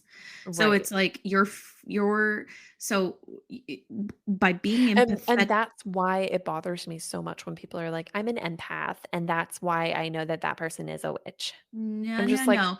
No, "Please no. Being an don't do empath that." is different than being empathetic. I am not an empath, by the way. I'm not I will either. s I don't I'm consider not. myself as one. No, I'm I empathetic. consider myself very clairsentient or Yes. clairsentient, but I Yes. don't consider myself an empath. Correct, me neither. I am not an empath. I do not take on the feelings of others as if they are my own. I do not. Yeah. Because I I have feel them and I boundaries up for empathize, that. But I but can I do empathize, not yes. feel them as my own. I'm able to I can f clearly tell if it's, like, Yes, I me can feel empathizing. bad for someone. Yeah. I do all the time. I can Yeah. feel sorry for someone, I can feel bad, I can feel happy for someone, but I am not feeling their feeling of happiness Right. as if it's my Right. own. And Mhm. so like, being empathetic, you're trying to gain perspective because you're not actually experiencing it yourself. Whereas if you are Claire empathic, you are experiencing the exact physical or emotional occurrences as though they are your own. And that is the difference.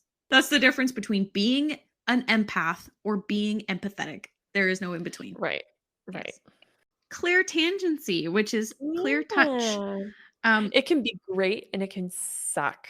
There have been times that I've really regretted not having it. Like being on a public subway, not my favorite place to have clear tangency. Um, eh, it's not my favorite. But then there you go to like antique stores and sometimes it's really amazing to be able yeah. to pick up an object and just like Yep. know where it's from and know its story. 100%. But Yeah. sometimes it can suck. Yeah, sometimes it absolutely sucks. So Mhm. claritangency, this is kind of a good one for us to kind of clear up a little bit because sometimes people will read this as literal touch. It's almost like it gets mixed up a little bit with clairsensing, where sometimes Mhm. people will Like you think feel that like you're being touched. right, but Yeah, it's not like it's that. not like that. It's you are getting information by Through touching. touch, Yeah, yeah. through Like, for touching. example, when I touch people's scars, like, I That's can see super like, cool. images of it, that's why I like scars so much. That is I love super them. cool. I It do makes me not have that. That but is it's so cool.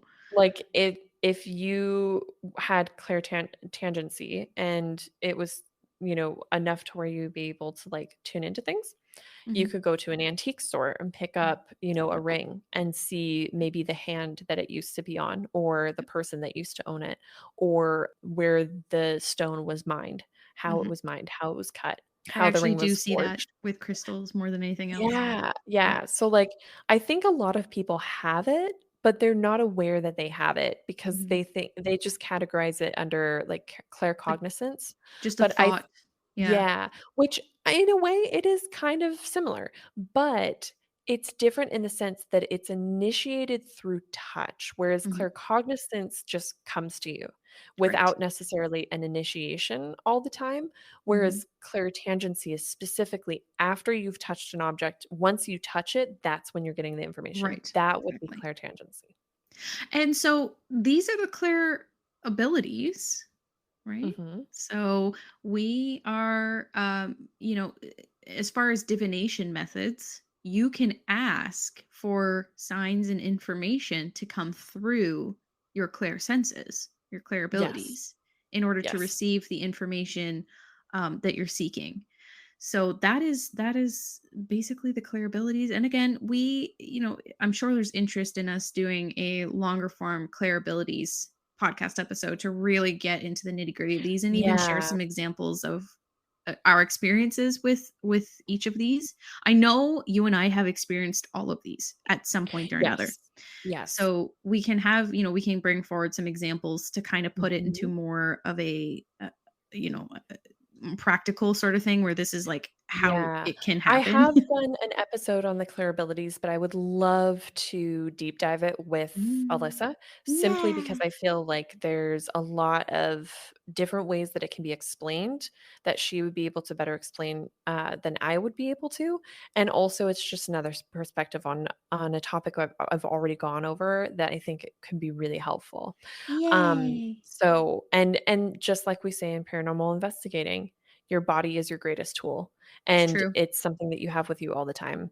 And Mhm. sometimes what you feel in your body, what you feel through your senses will not be what you're getting on equipment, and that doesn't mean that it's any less legitimate. So, that's something Yep. to keep in mind as well. Yeah, that's a good segue into paranormal tools, isn't it? I guess we'll get into paranormal tools then. So there's a couple paranormal tools as someone who has worked as a paranormal investigator since well, professionally with a group since 2015, but I've paranormal investigated my entire life, which I actually want to mention before I get into tools what Alyssa and I were talking about earlier off of the podcast, which was necromancy and Mhm. whether or not necromancy would be considered part of paranormal investigating. Like, would paranormal investigating be considered necromancy? And the reason why we say no is because with necromancy is utilized as a form of getting in touch with those who have passed and having them help you in what you are trying to achieve. It's not to say that we're using them as tools in the sense of like unconsensually, but more so in the sense of asking for their help or asking for information about them that we would not be able to know on our own. Like Mhm. it's gathering unknown knowledge about them. So for example, necromancy would not be considered you being like, "Hey, can you tell us your name?" That's Mhm. common knowledge. That's something that we're already gonna know if we have knowledge about the place, unless it's an unknown spirit. But if you were to ask a spirit, "Can you tell me something that will happen in my life 5 months from now?"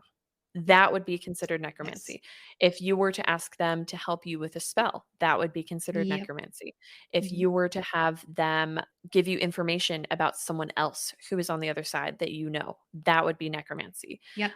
Yep. It's gathering unknown knowledge through that source, and that's why I would consider certain things that you do within paranormal investigating necromancy, but not all of it in general. I think Mhm. that's too broad of Yeah. a use of that term, but I did want to mention that because I wanted to clarify because I feel like that's going to be really helpful for someone.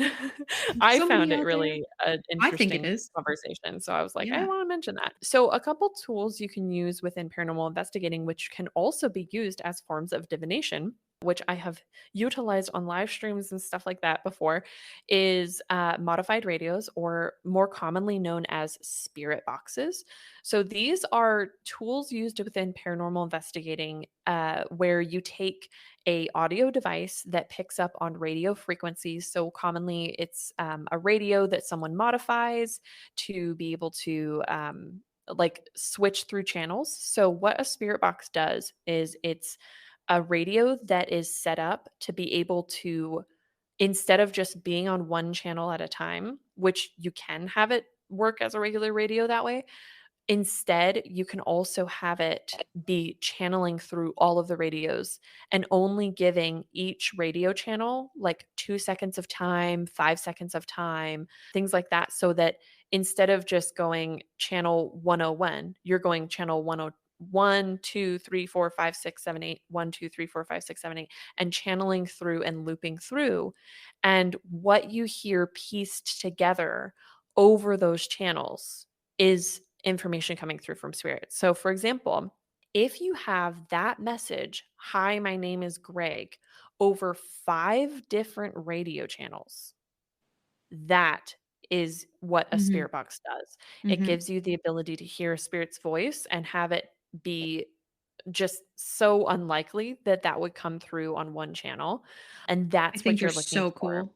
They're I think so they're amazing. so, so cool. I've I've been able to connect to my, spirit team. Like, I've heard Nikado through it. I've heard Demille, Cool. which is a little earth elemental. I've heard Archangel Gabriel, Archangel Michael. I've heard Jesus. I've had, Jesus. Lucifer come through. I've You can connect to deities, past loved ones, people have passed, but also, like, elementals and things like that through spirit boxes, and that's why I wanted to mention it because I do think that paranormal tools can be used as divination, and that's why I wanted to Yeah. mention it.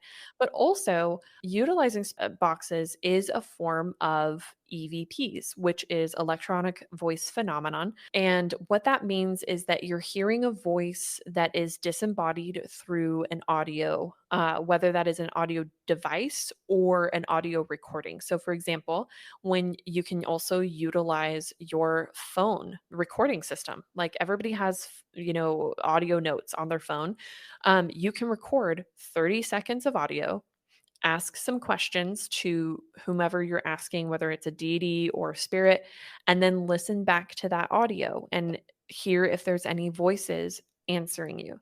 That, if there is a voice coming through, would be a disembodied voice. That's what that's called. And then that audio itself would be considered an EVP. So that's what they talk about when they're talking about like EVPs on like ghost adventures and stuff like that. So that is one option. Another option is EMF detectors, which is electromagnetic field detectors, so EMF. Electromagnetic fields are something that we have everywhere. Our computers cause EMF fields. It's just because we have so many electronic things in our world now, it causes the more exaggeration of it. EMF detectors are utilized to measure the strength of electromagnetic fields from electronics. So you like if you go buy a light switch or a light fixture or an outlet, you're going to get a higher EMF field. So sometimes, a lot of times actually, in paranormal investigation, these are utilized to measure the presence, the possible presence, I should say, of a spirit or entity, because entities and spirits tend to have electromagnetic fields around them. So the closer they get to it, the more that it sets off, and the further they get away, the less it goes off. So there are different kinds. There's the kind of like stick kind where it has like a forward projected field, where if they're walking straight in front of it, then it's going to catch it. Or there are what are called REM pods, which are the 360 EMF detectors. So it's going to detect any kind of EMF field in the 360-degree radius around that device. So that's also able to be used as kind of a yes or no, I would say, in forms of divination. So you could say, if I'm supposed to do XYZ, can you walk closer and set off the lights? A lot of the lights, depending on the strength of the EMF field, will be different colors. So like sometimes they go from like orange to green or something, and you can have them go up to a certain color or a certain number, things like that. But how you utilize that is up to you if you so choose. So cool. I have I never love tried. paranormal too. It's I don't think I've ever tried any of those before myself. God, I I don't think I paranormal ever have. investigating is literally something I'm so passionate about. I Super love cool. it. It just it makes me want to Don't think I cry. I love it so much. have I? I think no, I have used an EMF detector before, I think, like many years ago, but Mhm. not to any sort of like, professional. Yeah. It's okay. You'll use it here. Oh, hell You'll be a yeah. professional by the time you leave.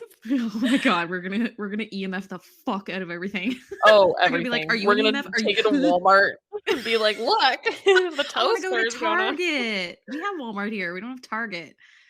Guess what I'm gonna talk about? I'm gonna talk about a spirit board. Ooh, not just any spirit board though. Ouija board. I Which, wanna by get the a way, Ouija board so bad. I used to have I've one. It's never had gone. one. I Ugh. wanna get an antique one, though. Oh, dude, if you can get a real nice wooden one, that's where it's at. Yeah, I wanna get a really nice one, like one that Yeah, will I would last love to me. get like a good solid like hefty bitch. I've used Ouija board a lot in my past. So much. And it is most definitely something that you can use as a divination method. So, are they inherently evil, quote unquote? No. They are No, just no. It as depends on how you use it. it's 100% depends on how you use it. If you are not using it, it is no worse than a Monopoly board. It's no worse than a piece of Yeah, paper. yeah. It is just how when you're using it as a practitioner, I mean, you could say the same for so many of these You could things, you say it, know? yeah, like dice. Like, Yeah. you could Well, say, "Oh, exactly. dice are the work of the devil. The devil is trying to talk to me through the dice." Like, But here's the it's thing it's with how Ouija you boards use it. though, Yeah. is the reason why they're considered so evil is because it is, and it's so funny that Ouija boards got such a horrible rap, even though one could argue pendulum does the same thing. Mhm. But Mm. it's that it by the you are asking spirit to help give you a message through the movement of what's called the planchette on the spirit board, and it will typically either point at the pointy end of the planchette, or there's usually a hole in the planchette So they'll either point to a letter or to yes, no, or point to a bunch of different letters to spell out a word or whatever, or they will hover over it so that the circle, like it's a hole through the planchette, will Little show window. you the letter. Yeah, like a Yeah. window into the specific letter or whatever that they're trying to point out to. It's so funny that that one is the one that gets, the bad rep because people took it, satanic panic as it were, took it as Yeah. possession, Yeah. and the negative Well, and a lot connotations of, with like, possession. horror movies used Yeah. it, and it's a very accessible Yeah. item to put a bad rep to, Of and I course. think that's why it was just Yeah. it makes me sad because spirit boards are cool. Spirit boards are sick, dude. I've had Spirit some boards of are the best cool. and worst experiences with a spirit board. I've had it, like, and I would do it again over and over again And despite I do it again. and I'd do it again. Despite the bad ones, I'd do it again. It was Yeah. so much fun. It's because I was a fucking idiot and I didn't know what I was doing for the Well, ones because you that, don't like, if you of don't set up, proper protection, like, course I I didn't. don't think that protection is always necessary for Mhm. divination. Yeah. And this is actually something we should talk about with divination in general, because Yeah. people ask us a lot. Do you Yeah. need to protect for divination? I don't think it's necessary, but I won't say no because protection is always helpful. Like, I- it really depends on the practitioner. Some Mhm. people don't feel comfortable working with protection around them because they feel like it limits. Mhm. And some people feel more protected or more comfortable with protection. So it really just depends on the practitioner. And it depends Mhm. on also how capable you feel of handling things if they get out of control if you Yeah. don't have protection. Well, and Um, also it also depends on, like I'm very intuitive driven. So I'm not the kind of practitioner to set up protections for before I do every spell work or everything because like I said, my yeah. house is my Oh, my altar. house is a fucking fortress. My house is an altar. It is like an Yeah, impenetrable thing. And it's just like I don't need to set up protections every time I'm doing something or every time I'm right. divining. But if I get the feeling that I need to, I do because it just takes a Yeah. second. It feels different. If Yeah. you feel like you need it, trust it. If Yeah. you don't, trust it. But And it doesn't always I have to be a fucking circle. You don't yeah, it always have doesn't to have to be a cast a circle. circle. It doesn't have to be anything complicated. You can literally Ooh, take a tea light and be like, "When I light this tea light, protection surrounds me." hey, Done. this is a good little plug for you guys. If you're interested in cleansing, banishing, and protection, we do have an episode on that. Oh, So it's yeah, a we do. yeah, we do. Yeah, So we it do. really goes hand in hand, I think, with this kind of you know, conversation, Yes. so that you can kind of get a deeper understanding if you're interested in that. So there's another divination method, which is runes. And runes, when we talk about runes, oftentimes people will automatically think of elder and younger Futhark runes, which are commonly associated with Norse paganism. But there are other types of runes. Runes are not specific to Norse paganism. Within Norse paganism, there is the elder and younger Futhark runes. Elder being the most commonly used and commonly known and well known, younger being a little bit different in meanings and slightly less used, but Anglo-Saxon Futhark being the probably lesser known of all three of those types, which is still under the Norse pagan umbrella of rune usage. But outside of Norse paganism, there's witch runes, which I have personally not used yet. I have interest in them, but I have not utilized them. And then there's Ogam, which is the use of sticks to predict the future and get advice. And it is very much like the Futhark runes in the sense that they all have specific sigils and symbols on them, but it's utilizing specifically trees as an oracle. So each symbol represents a different tree within the Celtic um, belief system that would represent a certain thing. So like ash tree is going to represent something different than willow tree, and each one has a certain symbol. So it's a little bit similar to the Futhark runes in that way. Under the umbrella of runes, the elder and younger Futhark runes and Norse pagan runes are not the only ones. And I think that's important to mention. But runes are Mm. amazing. They're Yeah. beautiful. They're a beautiful form of divination. And just like with many of these options, there's so many different ways to use them. And it's just something I'm very excited about knowing about because I love it. That's why I have Yeah, them tattooed. yeah, you do. You really, really do. I do. I do like runes. I don't find I'm personally as attracted to them as other forms of divination, but I do really, really love the history of them. Mhm, mhm. And I love that, generally they're typically made out of like, bone and wood and stuff. And I fucking love Yeah. that. Yeah, I I'm all have for that. what's funny is that I have 3 sets. One of my sets is wood, which I've created myself. One of them is deer antler, and then one of them is opalite. So, That's so cool. I love yeah. that. I've just got the one set that's from you. You made Yeah, it for I me. made her runes because Odin Yeah. was screaming at me too. He was like, He was "You like, need "You need to to make get her some runes," runes and in I was your like, life. "Okay, sir, Get thank her you so some much." runes. She He needs some was fucking like runes." well, he wasn't forcing me, but he was very strongly wanting me to, like, memorize the Mm. runes, and their meanings, and to help me do that, he was like, "Okay, what rune is this?" And I was like, but it's Uruz," and he was like, "Okay, cool. It's Put it so on funny put it because I on the only foot." I only tend to rip them out if, like, there's a Norse deity around. Yep, That, they like, like or them. I'm, like, Well, because a lot confirming of them are for. associated with them too. Yeah. Yeah. A lot of the That's Aegar. really the only time I typically use them is in Mhm. those, but I still really, really like it. So, Yeah. listen, we're gonna get into something that I absolutely love, and that Oh, is this topic. scrying. Scrying. Yes, I love So it. this is to use divination on a reflective surface. So that is the big thing that, like, Ariel and I were That's the talking about this. defining rule. Yeah, we were talking about this. We were getting so confused because we were like, wouldn't that be scrying or wouldn't this be scrying? And it's like, no, no, no. It has to be on a reflective surface Yeah. to discover hidden knowledge, messages, or future events.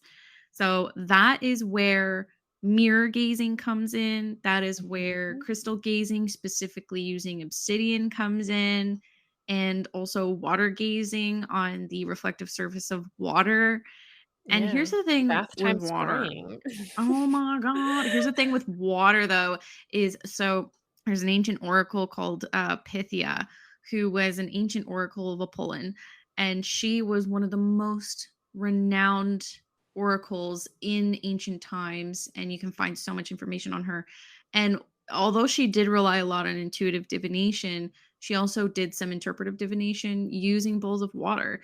And bowls of water is actually something that you will find often in Greek mythology as well, even attributed to some goddesses.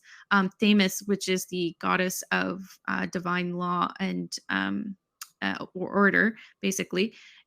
She also is depicted with a bowl of water, which is typically to be used for divining. So it's really, really cool. So scrying is like, you want to think that, like, charred marks on bone or charred marks on wood, or like, you know uh, reading, like, so dendritic agate, for example, is a type of crystal where it forms all these really cool natural patterns, and you kind of want to look for symbols in that, but that's not scrying because it's not a reflective surface. Yeah, because there can be um crystal gazing, because that's mhm, that's something that maybe should be talked about. Because like, yep, when you think of crystal balls, like, a lot of mhm, people think of, like, the clear yeah, balls, right? yep, Like, that mhm, they can be made of glass and stuff like that, I have one. But yep, there's also natural crystal spheres, and yeah. would that be able to be used Oh, for 100%. scrying? 100, Yeah. you can get 100% pure clarity of clear quartz. You could get an off-white, like, quartz would probably be your best bet because it's so, or Mhm. calcite, to be honest with you. Yeah. Really anything that Calcite would has a be nice. sick. Oh god, I love calcite so much. It's just so pretty. Like an optical calcite sphere. Oof. Oh, I have those, and they're so nice. Oh. Um, Don't Obsessed. They're tell one me of my that. I mm, can't spend money. just saying, I've got some coming too. Shmish, shmish, shmish, shmish, shmish, shmish. So crystal gazing, yeah, it doesn't have to be just a glass ball. So, the typical glass ball that we think of, those are commonly used in photography, but they are also Yeah. used for like, you literally can I use a mean, they're crystal ball. definitely the more affordable option compared Oh, to, like, crystals, yeah. but I Yeah. much rather have, like, a crystal sphere, but price-wise, like, you can still use Yeah. whatever is available to you, like, it Yeah. doesn't need to be crystal, and I think that's I important to mean, mention. glass is gonna guarantee 100% clarity without any inclusions, Right, and you right. can spend a pretty penny on a super clear quartz, but clarity equals quality and quality equals money. So you're gonna be Yeah. paying for that kind of like, it is like, you're talking gem quality. Yeah. You know what I'm Yeah, saying? So exactly. I would recommend, if you're interested in crystal gazing, to try first with a crystal ball because it is more affordable and available. But if you do end up and it doesn't even have to be a big one, by the way. Everybody Yeah, thinks it's got like, to you be can this have a big giant tiny, like, bowling quarter-size ball. crystal Yeah. sphere and You utilize just it use for a little scrying. itty bitty baby. My first scrying mirror, this is actually a funny story because I never intended to have one, but when I was a little girl, like, I'm talking, like, 6 years old. No, I was did you baby. I was at the grocery store with my mom, and I was walking through the grocery store parking lot, Mm, and there was this pendant on the ground that was reflecting the sun, mm, and I went to mhm, pick it up. I still have it to this day. I picked it up, and it's this black, I think it's probably some sort of, like, resin or something, super cheap material, but, like, with gold around, and it's just this little oval with a glossy black center. mm. And I looked into it and saw a woman's face, and I was like, You're coming home with me." And I just put it in my pocket, and Yeah! I've had it ever since, and I used to That's carry fucking it around awesome. on me all the time to scry on the go. Well, that's why obsidian is such a good choice, is because obsidian is super available and quite affordable Yeah, and is but an it's so amazing reflective surface. It actually is considered a type of glass. It is glass. oh It's my just god, I would formed from lava. die to have a silver obsidian scrying mirror, literally die. I would But the issue with with sheen obsidian as a scrying mirror is that it isn't going to be reflective I from know, every angle. I still That's the want thing. it. You I can still still get want one. it. I It's just not gonna want be a silver sheen obsidian anything though. I'm just like, I give me know. I know. Silver is fucking gorgeous. I obsidian in absolutely love it. general, but like, yeah, silver sheen is my go-to. I'm just like, Like, yes. yeah, like obsidian has been used in ancient times as mirrors because they're so reflective. Mhm. So that is an option, or you could just get a fucking mirror. Like, just go to the dollar Yeah. store, just get a Or mirror. some people like take like cheap Dollar Tree frames and just Yeah. paint the black of Oh, the yeah, yeah, yeah. black, oh my god, the back of the glass black Mhm. Mhm. or like put black fabric behind the glass and then Yeah. you have a reflective surface Yeah, you do. and you're done. Yep. It's easy scrying mirror if you choose or scrying surface Mhm. rather that you can Yep. use if you choose and it's without having to spend a lot of money. Yeah, Done. absolutely. So those are some scrying options, which I love. All right, so going into the last and final form of divination, which is the Mm. big one that we have saved for the end because it's probably the most popular, at least that Popular. I know of.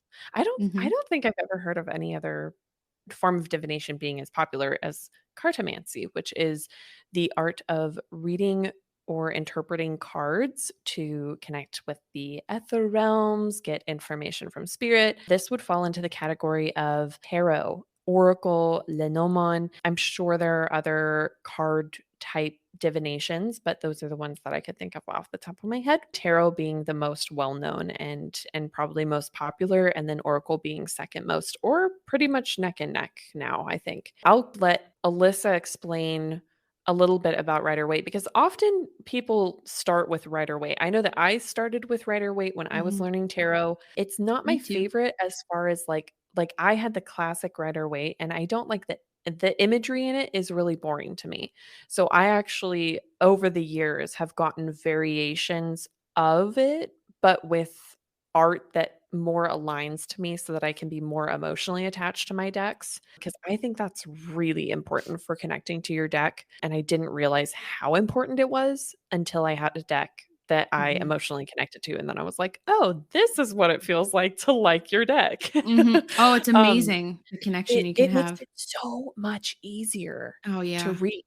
It's incredible, but because Rider-Waite is the most common, there is a reason for it. There's certain imagery in that art that goes along with the meaning of the card, which makes it easier. Now, it doesn't mean that you can't use, a card deck like the Wild Unknown or the Occult Tarot where they don't have classic imagery, but I would say, in my personal opinion, I think that if you're a beginner, beginning with a deck that has Rider-Waite imagery in it might Mhm. make it easier to learn, because a Mhm. lot of times they would be referencing like, "Oh, Queen of Swords shows this in the card," and I would be like, Mhm. "It's not showing that for me in my Wild Unknown deck," and, like, even though I liked it, I'm a very visual person, and I needed that visual representation of what the metaphoric meaning was in the Mhm. card. Yeah, and I mean, cards are, there's hundreds of different designs that you can find something for any practitioner. Mhm. There's any of your interests. You can have things that are, elemental. You can have like, thematic ones. There's just and you can even get like fun ones. Like you can get like anime style, Lord of the Rings, like whatever the Yeah. fuck you want. Like you can get like tarot for whatever. There's something out there for someone. And although the methods, of reading tarot may have changed over the years, or folks have their own kind of way of adopting to their own unique style of the traditional meanings that Ariel was talking about, basically the cards themselves for tarot, not we're not talking about oracle, but for tarot haven't really changed all that much. So there's I believe tarot was first created in late 14th century. There's various different thoughts on where it originally started, but I believe it was around 14th century. But we do know where the origins of Rider-Waite are. So the British occultist Arthur Waite, he was a member of the Order of the Golden Dawn, and I have mentioned this before in one of our previous episodes. And he got together with an artist, Pamela Coleman Smith, who was also a member of the Golden Dawn, and created the Rider-Waite Tarot, which was published in 1909. And by Waite's suggestion, Smith used the Sola Busca artwork for inspiration, and there are many different symbolisms in that and Smith's final results. So Smith was the first artist to use characters as representative images in the lower cards. So instead of just showing like a cluster of cups or coins, wands, or swords, Smith also incorporated human figures into the artwork. And so that is really what was the birth of the iconic deck that every reader knows today or is rooted from nowadays. And so the imagery, though, is really heavily on the Kabbalistic symbolism. So Mhm. typically, the default deck in nearly all instructional books is from that. So people do refer to the deck in general as Rider-Waite or Waite Smith in acknowledgement of Smith's enduring artwork. But well over 100 years since release of the Rider-Waite deck, you can get them like I was talking about in various different designs, and you can adapt the cards to suit whatever you need.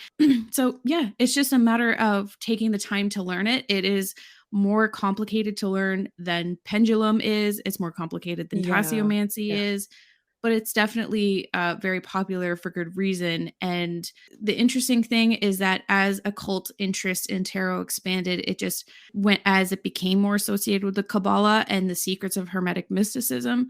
By the end of the Victorian era, occultism and spiritualism became popular for people in upper class, and that is what really like caused the wave to surf, like the occult and tarot surf together to what we know today. And I find that to be just so interesting. And I love learning about the history of occult and the history of different forms of divination. And I actually do have a book that I would like to recommend. So I'm just going to grab it one sec. The book that I wanted to recommend for folks, if you're interested in the chronological journey of the occult, if you're interested in how history has played out for occult, which also includes different forms of divination as well. The book is not just aesthetically fucking gorgeous. It's a really great book overall. It's very general. Like it doesn't get too deep into things, but it does source things really well. I'm all about sourcing. It has primary sources, which Oh, yes, that's please. nice. Oh, so Yeah. good. Yeah. Um, it is my favorite. Alyssa, the Like, scientist, she's just like, I'm just "Yes, like yes, sources." primary sources. I love it. I like die. And it does get into the origins and history of tarot. And there's, like I said, other forms of divination that are in here as they are related to elements of occultism. And the name of the book is called The Occult Book, A Chronological Journey from Alchemy to Wicca. And it is written by John Michael Greer. And we will Oh, I have a think I little, have that on my list. oh, dude, it's I so feel like you've good. talked about that once, I and I was like, have. "Oh, I need it." And then I've mentioned I it a have few it on my times. list, but I don't Yeah, I've mentioned it a have few it times yet. on my TikToks, but I don't Mhm. know that I've ever referenced it before on our podcast. But I'm just going to read the back of the book super quick, and we will have a link in the Yes. description to this book. So the back of the book is called, the back of the book is written as an enlightening journey through occult history. The fascinating chronology explores such diverse topics as the earliest alchemists of ancient Egypt, the philosopher's stones, the Kabbalah, the origin of the tarot, the Knights Templar, the founding of the Hellfire Club, Aleister Crowley's The Book of the Law, modern day Wicca, and more. With the turn of every page, you will encounter beautiful artwork, which is true, and intriguing insights about the occult, an astonishing story of suppression, survival, and rebirth extending over more than 2.5 millennia. It's a I won't beautiful book. And like I said, it's got fantastic primary sources for you to be able to kick off further research, for you to get even further into a topic if there's something that interests you. I want to explore that book. There's Recommend, so many highly books that recommend. I want. A plus plus, 10 out of 10. It's a great one. It's like I said, it's also aesthetically very pleasing. It looks great on the shelf. I love books like that, like, when Hmm. they're valuable inside and outside. It makes me Hmm. so happy.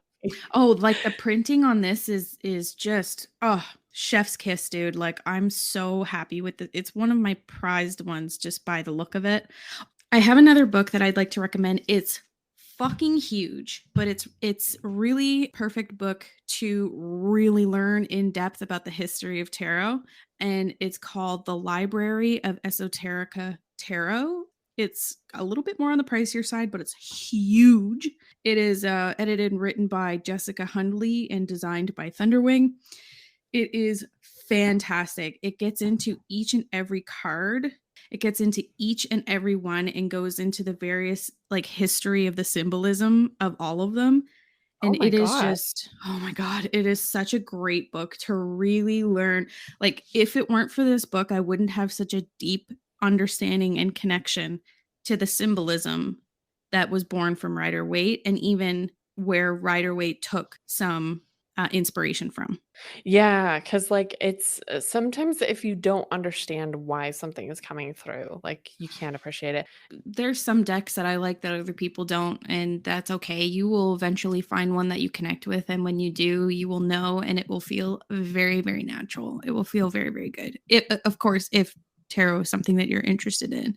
I Yeah, and if personally you really love Oracle as well. I vibe Yeah, with Oracle. Oracle is a great option for people who don't wanna memorize a whole tarot deck because, I mean, not that you have to memorize a tarot deck, I think this is something important to remember too, is that you're gonna see readers who just know exactly what a tarot card means from picking it up, and not everybody's gonna be that way. Like, it's okay to reference the guidebook, it's okay to not know every single in and out of every card. I think people get really intimidated by tarot for that reason, and one of the best ways to understand tarot is to do readings for yourself or for friends, or, some people do it like for random people online, but to really get to know something, you have to utilize it. And with tarot, that can just be so overwhelming because I think it's what, like 76 or 78 cards. Like it's a lot. And then you have the And reverse meanings too. yeah,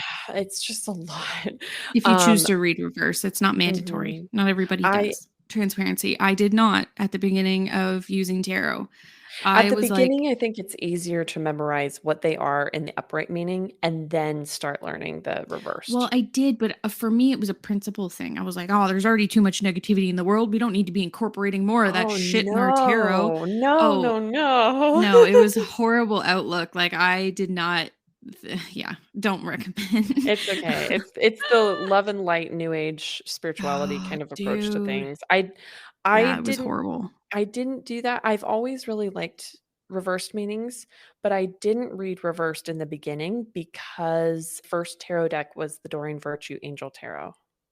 And Mhm. she doesn't have reverse meanings on her deck. She was like, "We don't need that negativity." And I was like, Mhm. "Well," so, sometimes they would come out reversed, and then I would just wing it, and I would be like, Mhm. "I think this means this," Mhm. which honestly I think is more detrimental. I think you should always give people the opportunity to read reversed, I with agree. tarot at least, because if they choose not to, then that's up to them, but I think you should always give them the option because if you leave them to their own devices and they just are like I think that's where we get the issue with people, being like, "Oh, the 10 of swords means that, someone's coming back to you," and you're just Oh like, my "I god. don't know how you got that from that card, but that's not Yeah. what that means." So far Um removed.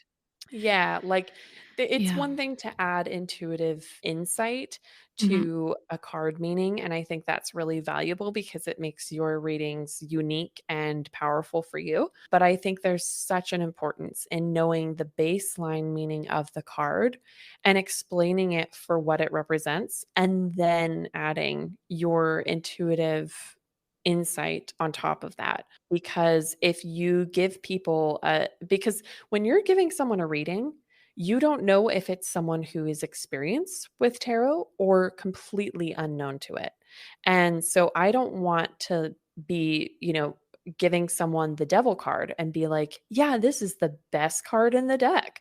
Like I I love the devil card in a lot of ways, but it's not the best card in the deck. It's something that should be seen for what it is because I think we get the most powerful insight and the most powerful growth by looking at things for what they are instead of what we want them to be. And that is what Mhm. tarot is. Tarot is not a fluffy, like feel good thing all the time. It is very much this is what's happening and this is how you can navigate that and not so much like, "Oh, well, it's okay, like, everything's gonna be fine." It's gonna be like, "Yeah, stuff is gonna be shit, but you're gonna live through it." I Like, literally have a it's descriptor in my FAQ on my website that talks there's a little blurb about cartomancy and like how cards can help you, and it literally says like it'll tell you what you need to hear, not what you want to hear. Yes, yes, I agree, Like and it's just not it like expect to be called out if that's what needs to happen. mhm, and that's why Oracle can be a really good option for people who might not be ready for tarot. Oracle is so variable depending on the deck. With tarot, you have a certain set. So, like, you have the major arcana, which is 22 cards, and then you have the minor arcana, which is like the number cards, ace through 10, and then the court cards, which are the knight, pages, kings, and queens. And then you have it for each suit. So you have the swords, the pentacles, the cups, and the wands. But with Oracle, you can have any number of cards. You don't have to have any suits. You can literally have an Oracle deck that's 5 cards. Like, there's no set rule of what Oracle needs to be. I've seen big decks that are Oracle decks. I've seen little decks. I think the smallest deck that I have that's an Oracle deck is like maybe 20 cards, maybe even like 15. And then the biggest one I have is like almost like 78 or 79 cards. So it really depends on the creator of how many they want to have in the deck. And Oracle decks really give you an opportunity to find an energy that really aligns to you.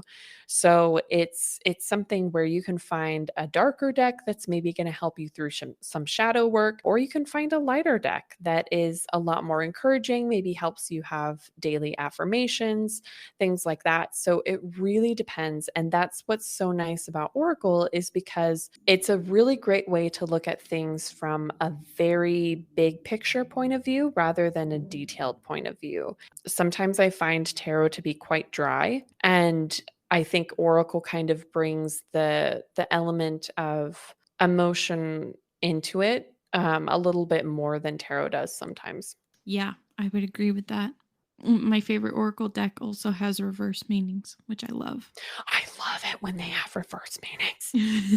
I love it so much. One of my favorite Oracle decks, which is the Messenger Oracle by Raven Fallon, it's one of my first decks that I've ever had. It is still one of my favorites. Her artwork is beautiful. It does not have reverse meanings, but I gave it reverse meanings because it's just a deck that I really, really love. Another deck that I really love that does not have reverse meanings, but I read it reversed as well, is the Madame Endora's fortune cards. I really love that deck.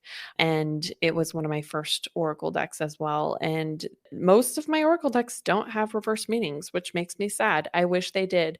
I much rather know what the author intended the reverse meaning to be, especially with Oracle, because it's so personalized to the creator. Whereas, like with tarot, you can kind of do it based on like the classic meanings. But with Oracle decks, like you're in the dark. Like if you don't know how to kind of read it reversed yourself, sometimes it can just be really difficult to read that reverse. So I love it when they do that. I love it when Me too. it makes me so happy.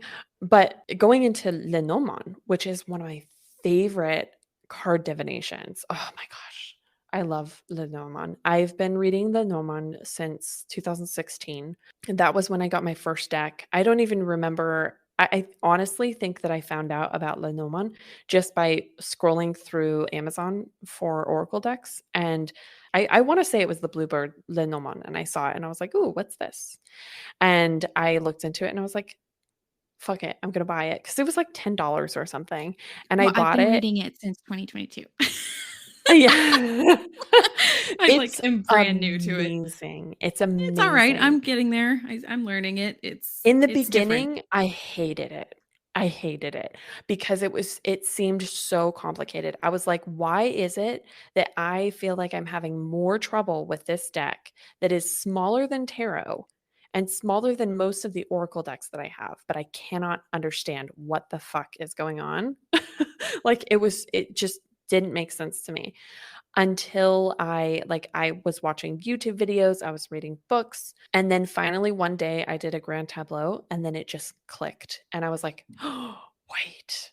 And then I started doing predictive readings with it because that's in my opinion, Lenormand is best used for predictions. You can use it to kind of understand a situation a little bit more, but I prefer it for predictions because it's so freaking accurate. If you connect with your Lenormand deck and you know what it's talking about, it is super accurate and it's an incredible form of divination. I have seen more people using it, which is really encouraging, but it is a lesser known form of cartomancy that I think bears a mention. And I, it's It's just, 200 years old from the heart it of is. Europe.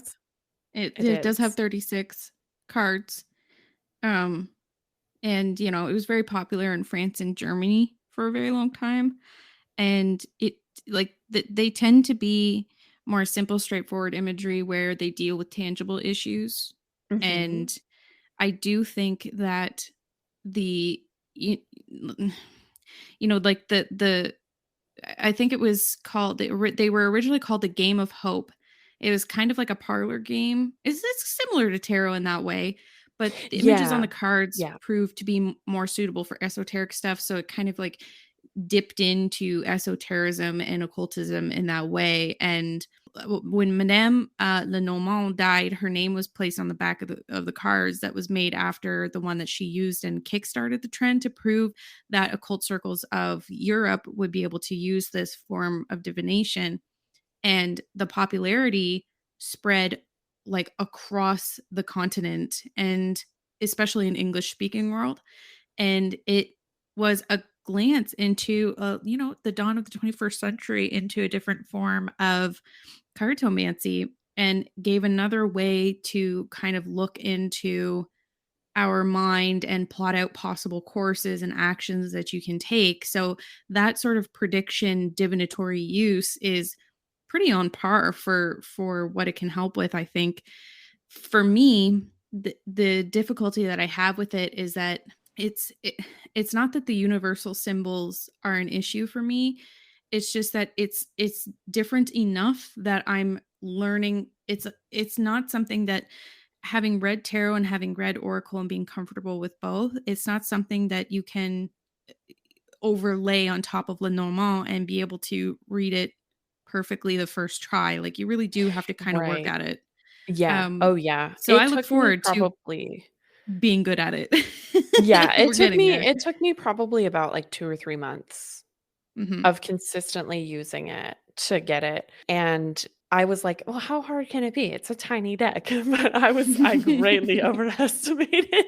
It seems simpler than it is. For some people, obviously, they're just gonna pick it up like that, but, like, Yeah. for me, it took me about 2 or 3 months of consistently using it and forcing myself to use it, like, with friends and on live streams. Like, I would put Mhm. myself under pressure, and that was terrifying, but I learned it really well. I do find that, looking at emotions through it is a lot harder Mhm. than that, Mhm. like, doing it through tarot. Tarot, Mhm. it really Yeah. allows you to look at things from a deeper point of view in that sense. Like, I know earlier I said tarot isn't a great one for me, like, for emotions. I like to have an oracle card, like, as overall energies in a tarot reading, just to kind of give an overall, like, big picture point of view, or, like, undercurrent energies. But in comparison to Lenormand, it's like having really, really dry humor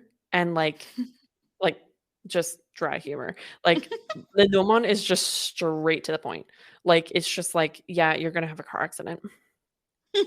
And you're like, "Okay, can you tell me more?" And it's like, Hope your "You're gonna car crash." insurance is up to date.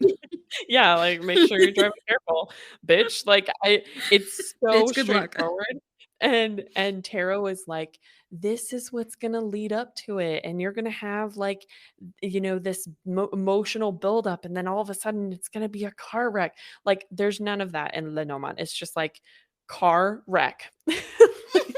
Like, or So true, like, man. it's just like, or like, you'll get the scythe in the heart, and it's like heart surgery. Like, it's just so Get ready to straightforward. bleed, motherfucker. Yeah, but, like, there are so many weird meanings too. Like, it is a great one to use to get your intuition going because it does have very straightforward meanings. But if you look up the classic meanings of Lenormand, it's so weird sometimes. Like, I had a session the other day that I did that had the dog card coming through with the child card over it. So, I was like, "Okay, well, I like to look at the classic meanings in addition to what I'm getting intuitively." And I was like, "Okay, well, the classic meanings are a little girl with a dog." And and I was like, "Great, this helps me so much." Like, I was like, "Come on now. Like, how am I supposed to use this in a reading?" Like, they're like, "Oh, should I date this person?" And they're like, "Here's a little girl with a dog." Like, what am I supposed to do with that? And it's honestly, like, a funny experience because I love if that. it just you have to be able to just decipher it in the context of what it is, and that's kinda what you have to do with tarot too, Yeah, but, yeah. like, with Lenormand, they're just like, "Good fucking luck. Here's the info. Run with it." Like, it's Yeah, man, dude, like, I haven't clicked with it, like, right away the way I did with tarot and oracle, but I really fucking jive with that kind of approach because that's so on point with one of the deities that I work with. One of my patron deities, very straightforward, very dry Yep. humor. So Yeah. I'm kind of here for it. Like, this is Yes. perfect. Well, and So it's great practice. because it really makes you get in touch with it makes you use your intuition. Like, Yeah, and that's what exactly. I Yeah. love about it is that with tarot, you can kind of optionally use your intuition. I would Dude, say I that you can't can not. actually I Like, can't not I either, can't but I not. have seen people utilize tarot who are like, "I'm not intuitive, I'm not a practitioner, I'm not a witch or anything, but I read tarot." And they read it really well, but they are Yeah. not intuitively connected to the deck. Yeah. And so it is possible to do, and that's possible with Oracle as well. But with Lenormand, like, Yeah. Well, what you do I do with my need love life? Little girl and a dog. Okay, yeah. next. Yeah, like, just, Could you like imagine or you pay for a reading and you're like, I don't know what yeah, to do with my love life. Can you please help? And it's just like little girl with a dog. Okay, little next. girl with the What dog, would and then you you have the do? ship and the scythe, so, like, a trip is gonna be cut short. Good luck. Like Yeah. Like, what the fuck do like, I okay.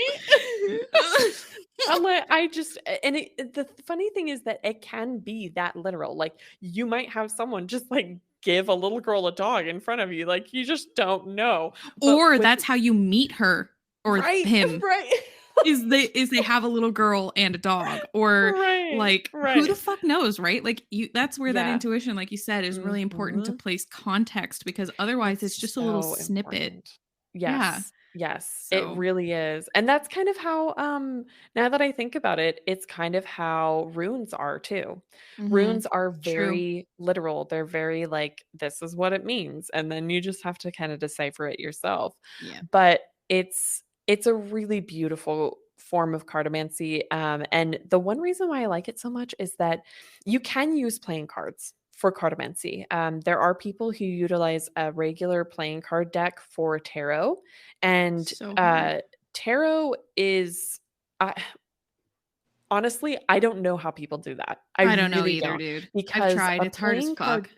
yeah, a playing card deck only has what, the 36, 34 cards, something like that. And when you compare that to the 78 cards that are in tarot, how do you make that work? It's not even I twice, don't like know. it's not even the a double, right? To where like each card represents like one, it's just complicated. So my brain does not understand how that works. But the cool thing with playing cards is that Lenormand is the same amount of cards that a playing card deck does Mhm. have. So you Mhm. can easily use a playing card deck for Lenormand. And the Bluebird Lenormand, which I have, it comes both in French and in English, and I believe other languages as well. It has the playing cards referenced on each card, so you can be like, oh, okay, the six of hearts, equals this card, and so it makes it really cool because you can use a regular playing card deck to understand Lenormand, which is nice. So that's convenient because then you can just kind of do cartomancy wherever. But honestly, if you are one of those people that can read tarot through a playing card deck, kudos.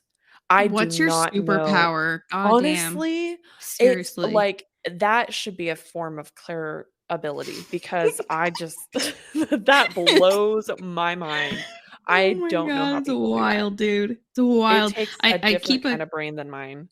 oh, dude, yeah, I keep a deck of regular playing cards like by the kitchen table, and every once in a while I'll be brave and be like, I could give this a go. And then I'm I could do immediately like, it. nope, no, I walk away. No, we're done. We're done. That's it. We're done. I'll play poker instead. I'm gonna teach you Lenormand when you come out here though. I'm gonna Okay, I'm we'll gonna do it. go over it with you. I Done shall and help. done. I will I be practice helping. readings on random people too. Yeah, yeah. We'll go I for a help. walk. We'll go for a walk downtown Phoenix, and I'll just be like, "You want a reading? Yeah!" Oh my god. We'll Flip open my TikTok like it, like, just TikToking girl and a dog. The tiny the That would be a tiny great little TikTok legs. video. Oh That'd my be god, I'm so down for amazing. that. That'd be Oh, like, I amazing. don't care, dude. I will do it. I do not care. But Mm. yeah, so I think that's all of the divination methods. All the ones that This we were gonna cover, but there's more out yeah. there. I mean, Oh, listen, there's if there's so anything many. If there's anything that you've probably learned from this episode is that divination is you can do it with just about anything. Like Literally there's anything. really not a whole lot of limits on divination. If you can think of divining with something, you could probably make it work in some way. There's so many more out there than what we've covered in our episode, but we thought we'd give you kind of a different array of some of the ones that have come from ancient practices that maybe, used to be very popular, some others that may be a little bit more obscure, and then of course covering some of the more popular ones that we know today. And if there's something that interests you, go learn about it, give it a try. But as a follow-up, just so as a by the by for folks who are listening to this last end of the clip on Cartomancy, thanks to Mercury retrograde, we had to Oh my God. re-record this. Oh, um that's why we sound so tired, because that's why Mercury we're retrograde literally just ended.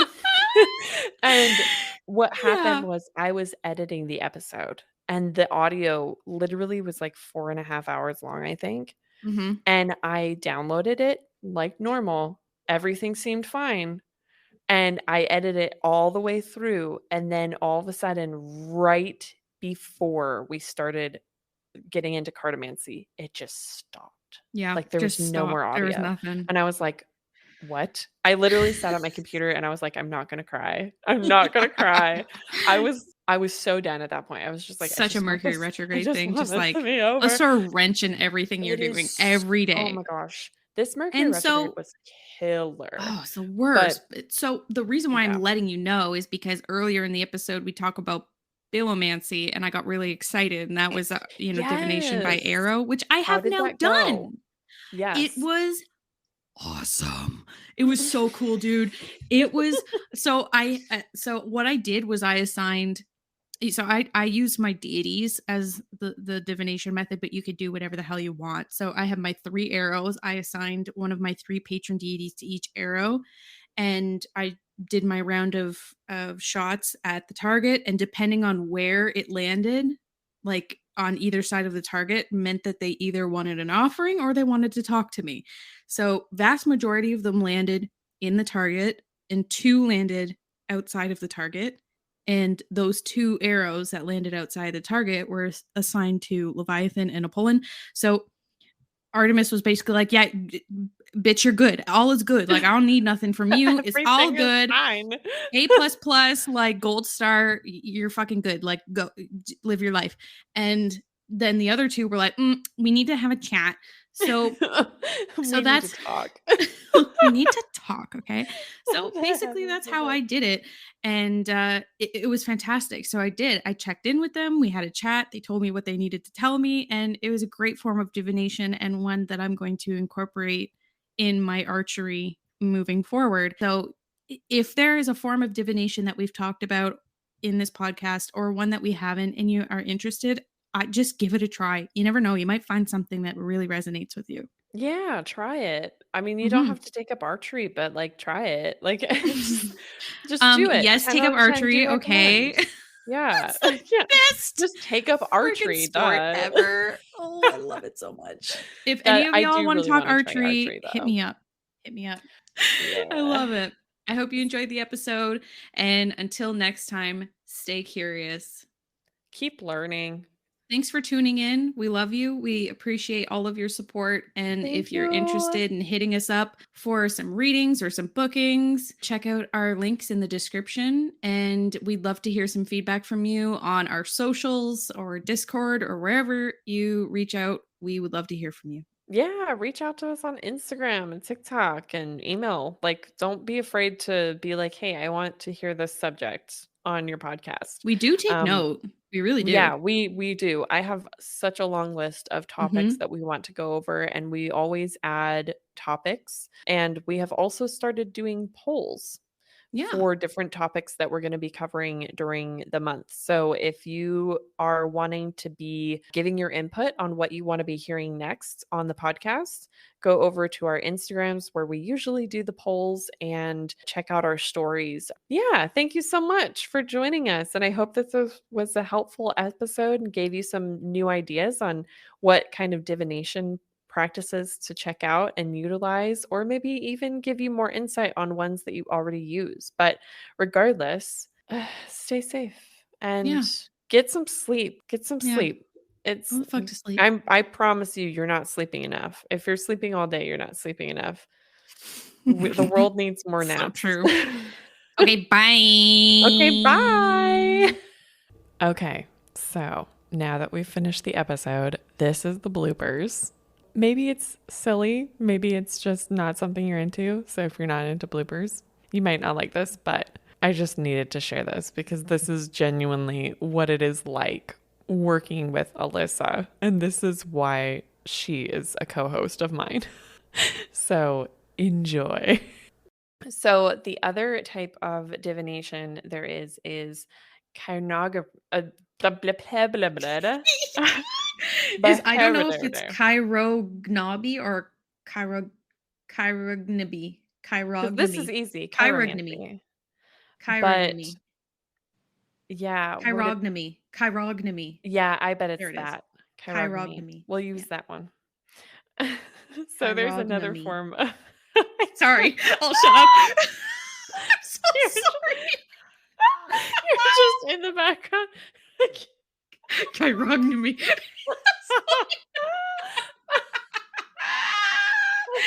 so sorry. My stupid ass is over here like, say it over and over again. It's fine. I'm fucking dying. I'm sweaty. Oh no. I'm sweaty. We already showered, Alyssa. I'm so embarrassed. Oh my god. Oh man, my hands are sweaty. Okay, I'm quiet. I'm done. I'm not. Chirognomy. Okay. Chirognomy.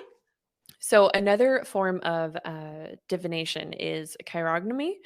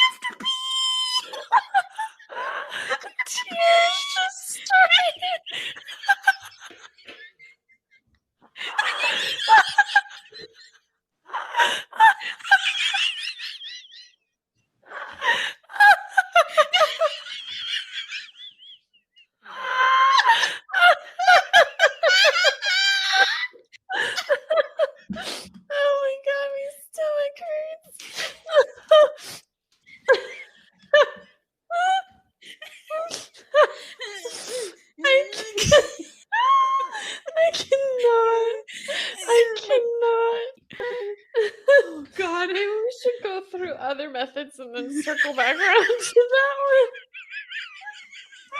I just feel like I can't do it.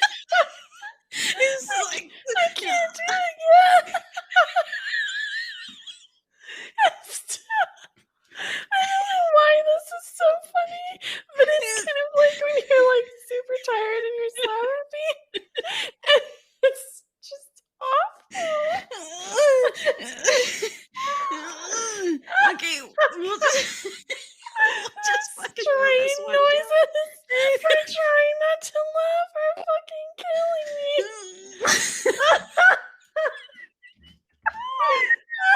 It sounds like you're trying to take a shit. Oh no! I was just trying.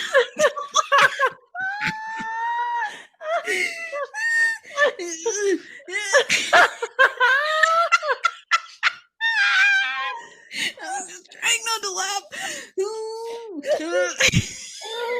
My abs are killing me, dude. I mean, they're under there, but they hurt. I'm like choking you.